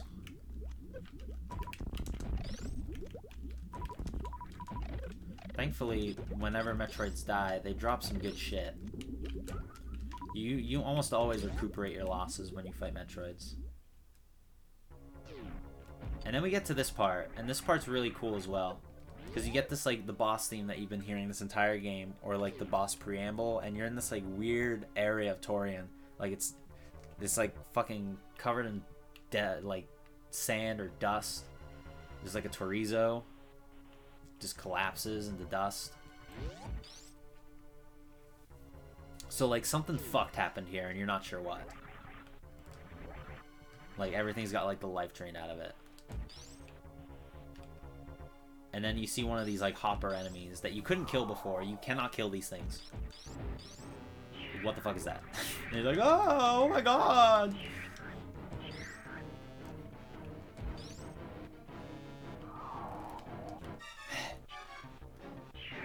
You can, if you're strong enough, or if you're good enough, you can completely avoid this cutscene. Obviously, I'm not. But, yeah, this is the baby from the beginning of the game. It's fully grown up. And, it recognizes you as your mommy. The baby, the baby. Yeah, I don't want to say Other M ruined Super Metroid, but, I try not to think about it when I play this game. And honestly, it doesn't really make me... Other M doesn't really make me that mad. I feel like I don't know if I'm one of those people. Baby Yoda back at it again. Yeah, Baby Yoda found dead in Torian. I'm not really one of those people that, like, if something in a series or like any sort of like fiction happens that I don't really like, I think it's, depending on what it is, I think it's easy-ish to just completely block it out of my head. Like Other M, I haven't played Other M in like almost 10 years.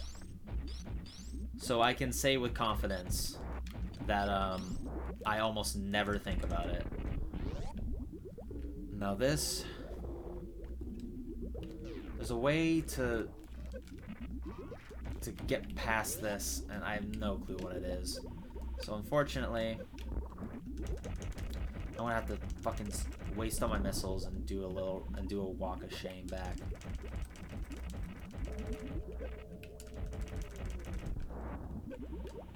Because if you manage to kind of glitch past that first one, none of these other walls, these bacon walls spawn.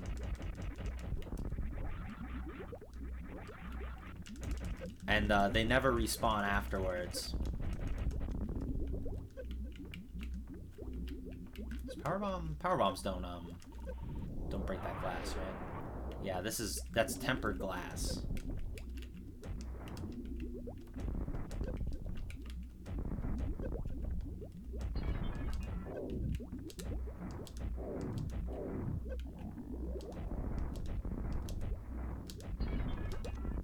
Yeah, alright, we're gonna have to...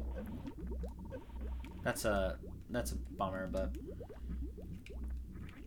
It's kind of supposed to be like a filter to incentivize getting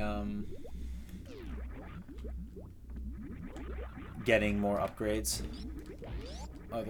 If you have enough upgrades, you don't have to do this walk back. Of course, you can just glitch through it if you're good enough, but I'm not.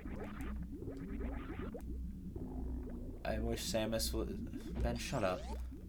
Counterpoint Metal Gear Solid 4 and 5. Well, personally, I like Metal Gear Solid 4. Despite the groaner moments. But yeah, when an entire game just like completely just like ruins specific areas, it can be hard to ignore. Obviously, I'm just saying this off the fly. I don't 100% stand by anything I say during these things. So I'll just fucking say whatever. I've been talking non-stop for 2 hours now. I've run out of things to say. My voice is getting hoarse.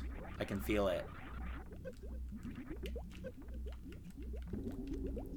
Yeah, the glass respawns unless you completely break it. Unfortunately, I could not completely break it.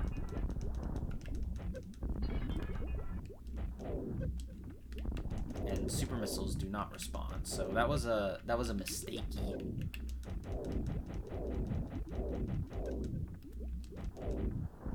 Thankfully, I had enough missiles. I think there was one time I got here and I didn't have enough missiles, so I had to be extremely careful. Or I had just enough missiles to make it. Basically, I play every single time I play this game. There's some sort of colossal fuck up that happens because I try to act like I'm a god gamer at this game when I'm just slightly above average. Like I could die at this fight. I've died at this fight. I didn't know it was possible to die at this fight, but you can die. Trust me. It happens. But yeah, no, you're right. This fight is really cool. Like. It's so out of left field. Because, you know, you go through this fight and you're like, oh, it's just Mother Brain again, big deal. Like, and, like, they knew this. They knew that was, like, big fucking deal. So they're just like, well, what if we gave Mother Brain this weird Tyrannosaurus Rex body? And it's, like, pretty scary looking, too. Because it doesn't have the pupil or anything. It's just, like, really gross, almost. And the music too, and like the way it's like it has this like weird breath. Ugh. You can't dodge this.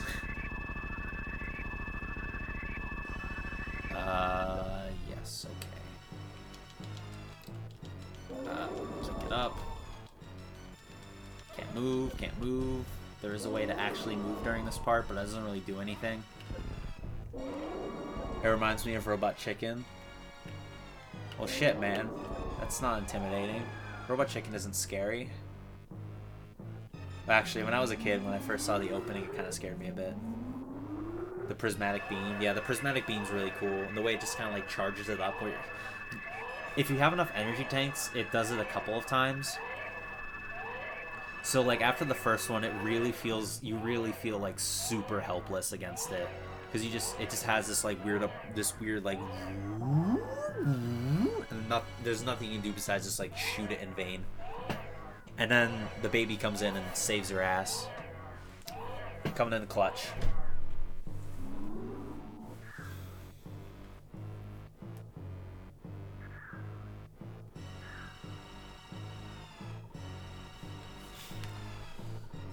It's pretty amazing how much I love like the breath and the drool too. It's when it's like beginning to wake up again. So great. But like how like so much it's such like an effective story in this game with outside of the opening cutscene, absolutely zero dialogue. It's really amazing. Like this is like you don't even need words.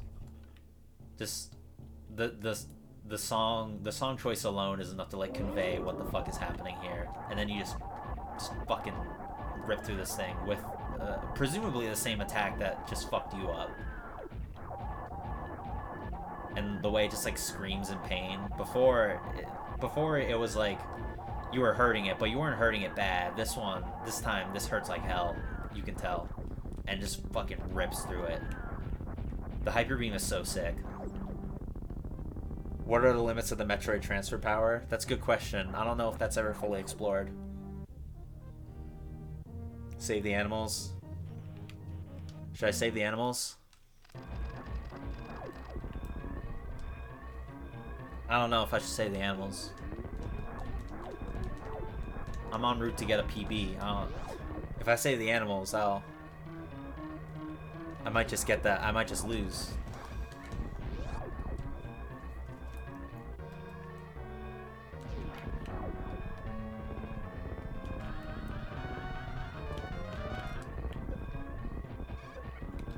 Those are those after images I was talking about. Just get the world record and save the animals. Oh, easy.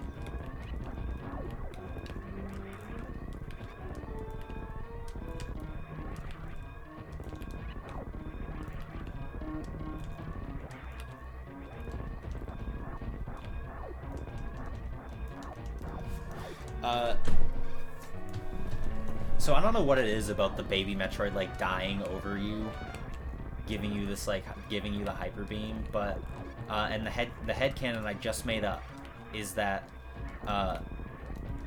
the mother when the Metroid absorbed the mother brain. Oh fuck me.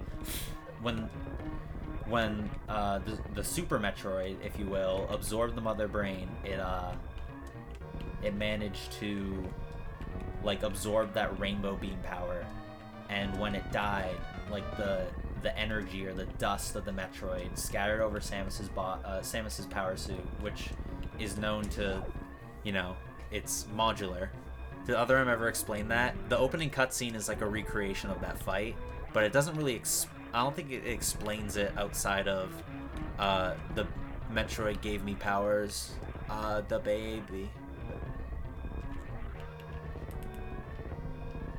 Save them or make them throw out presents. So here's the thing, guys. I always save the animals. I've never not saved these things. I'll even wait for them to leave. You don't have to, but I will. See you later, buddy.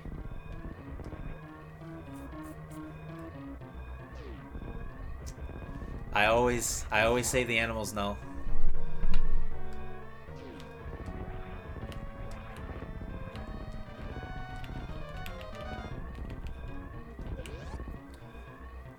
One day I'll be like Hotarubi and get the world record and just save the animals just to flex.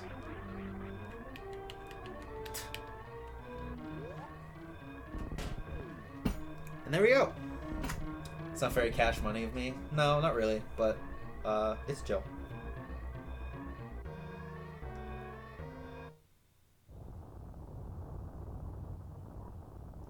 So everyone pay attention. You're gonna see a little dot fly away, and that's gonna be the animals. Those are the animals flying away on the planet. That's the only difference if you save them. Wait for it. It's about to show up.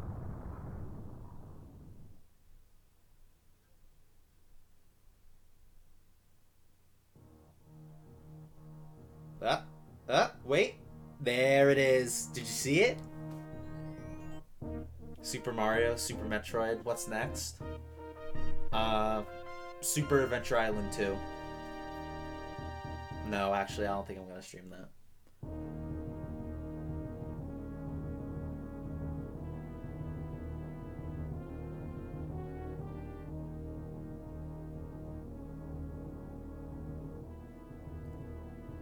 So yeah, that's Super Metroid. Thank you to everyone who tuned in.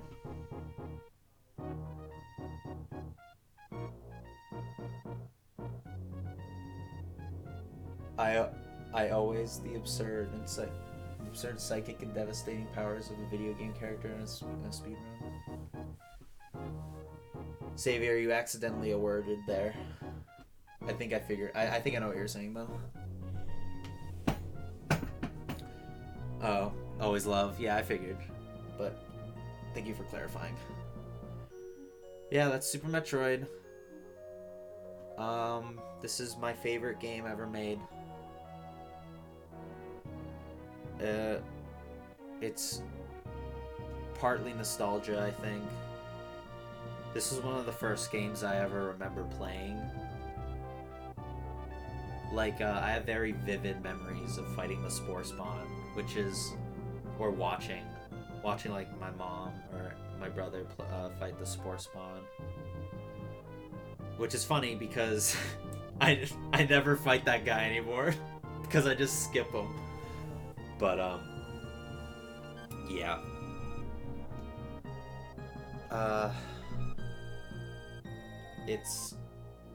It just pushes all the right buttons for me. And I love this song so much. I'm kind of trying not to talk over it.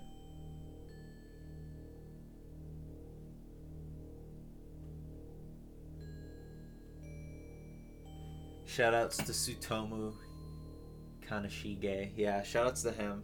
Shoutouts to all these guys. Congratulations, everyone, for all R&D1 for making the greatest game ever made. Rest in peace, Gunpei Yokoi. Apparently, he was a real hard ass when making this game, but he's like a legend, so who cares? All right, shoutouts to Deer Force. Children, avert your eyes.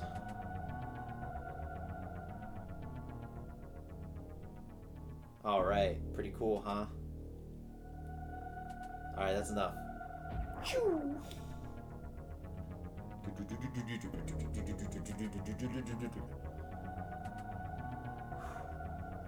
Samus is a wham. Yeah, she's a disgusting void. Oh no. I was playing as a girl the whole time.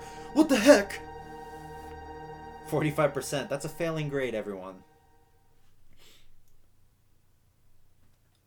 So whenever I saw the see you next mission, I would always be like, yeah, but when is it? When's the next Metroid game? And it'd always be like years. Years whenever it came out. One time, I vividly remember Metroid is a girl game. It is a girl game. I vividly remember beating Metroid Zero mission, and at the end it's saying see you next mission, and being like, man, I can't wait for the next Metroid game. And then I believe the next 2D Metroid game, the next Metroid Prime game was Other M in 2010, so I had to wait 6 years. Technically, if you want to be even more pedantic, I had to wait over 10 years for Samus Returns. But I guess I mean, you know, it was 3 years until Prime 3, which is a long time. Even still a long time when you're a kid. Nowadays 3 years is it's a while. We're coming up on 3 years. I've been waiting for Metroid Prime 4. That was announced in 2017. Still waiting on a new F-Zero? Yeah, I know. Metroid fans don't have it nearly as bad as F-Zero fans do. I mean, this is it. I'm kind of just stalling. I'm trying to think of things to say. But I think that's gonna do it. Stream for 2 hours, man. I'm gonna be honest. Streaming it takes a lot out of me sometimes, but this went by so fast. Super Metroid is just one of those games for me. Same with Mario World, I think. I think Mario World kind of just breezed through. Merry Christmas. Thanks for the stream. Bye, all. Tech here. Yeah, fuck you. Merry Christmas to you all. Merry Litmas to all. To all a good night. I think part of the reason why this didn't drain me as much is that I'm not like hunched over my computer with my headphones on. I was just kind of like sitting back in my chair, relaxing, looking at the TV instead. But yeah, hopefully it's not another month or month and almost 2 months since that Catherine stream. I don't know if I'm gonna ever stream, if I'm gonna stream more, but thank you all for coming. Let's see if my video is done. Why, yes, it seems to be. Okay, well, if you don't want to go to bed. Oh my god, I can't copy paste in Streamlabs. That sucks. Right? Can I? Oh no, I can. There you go. Click the link, watch the video. Goodbye.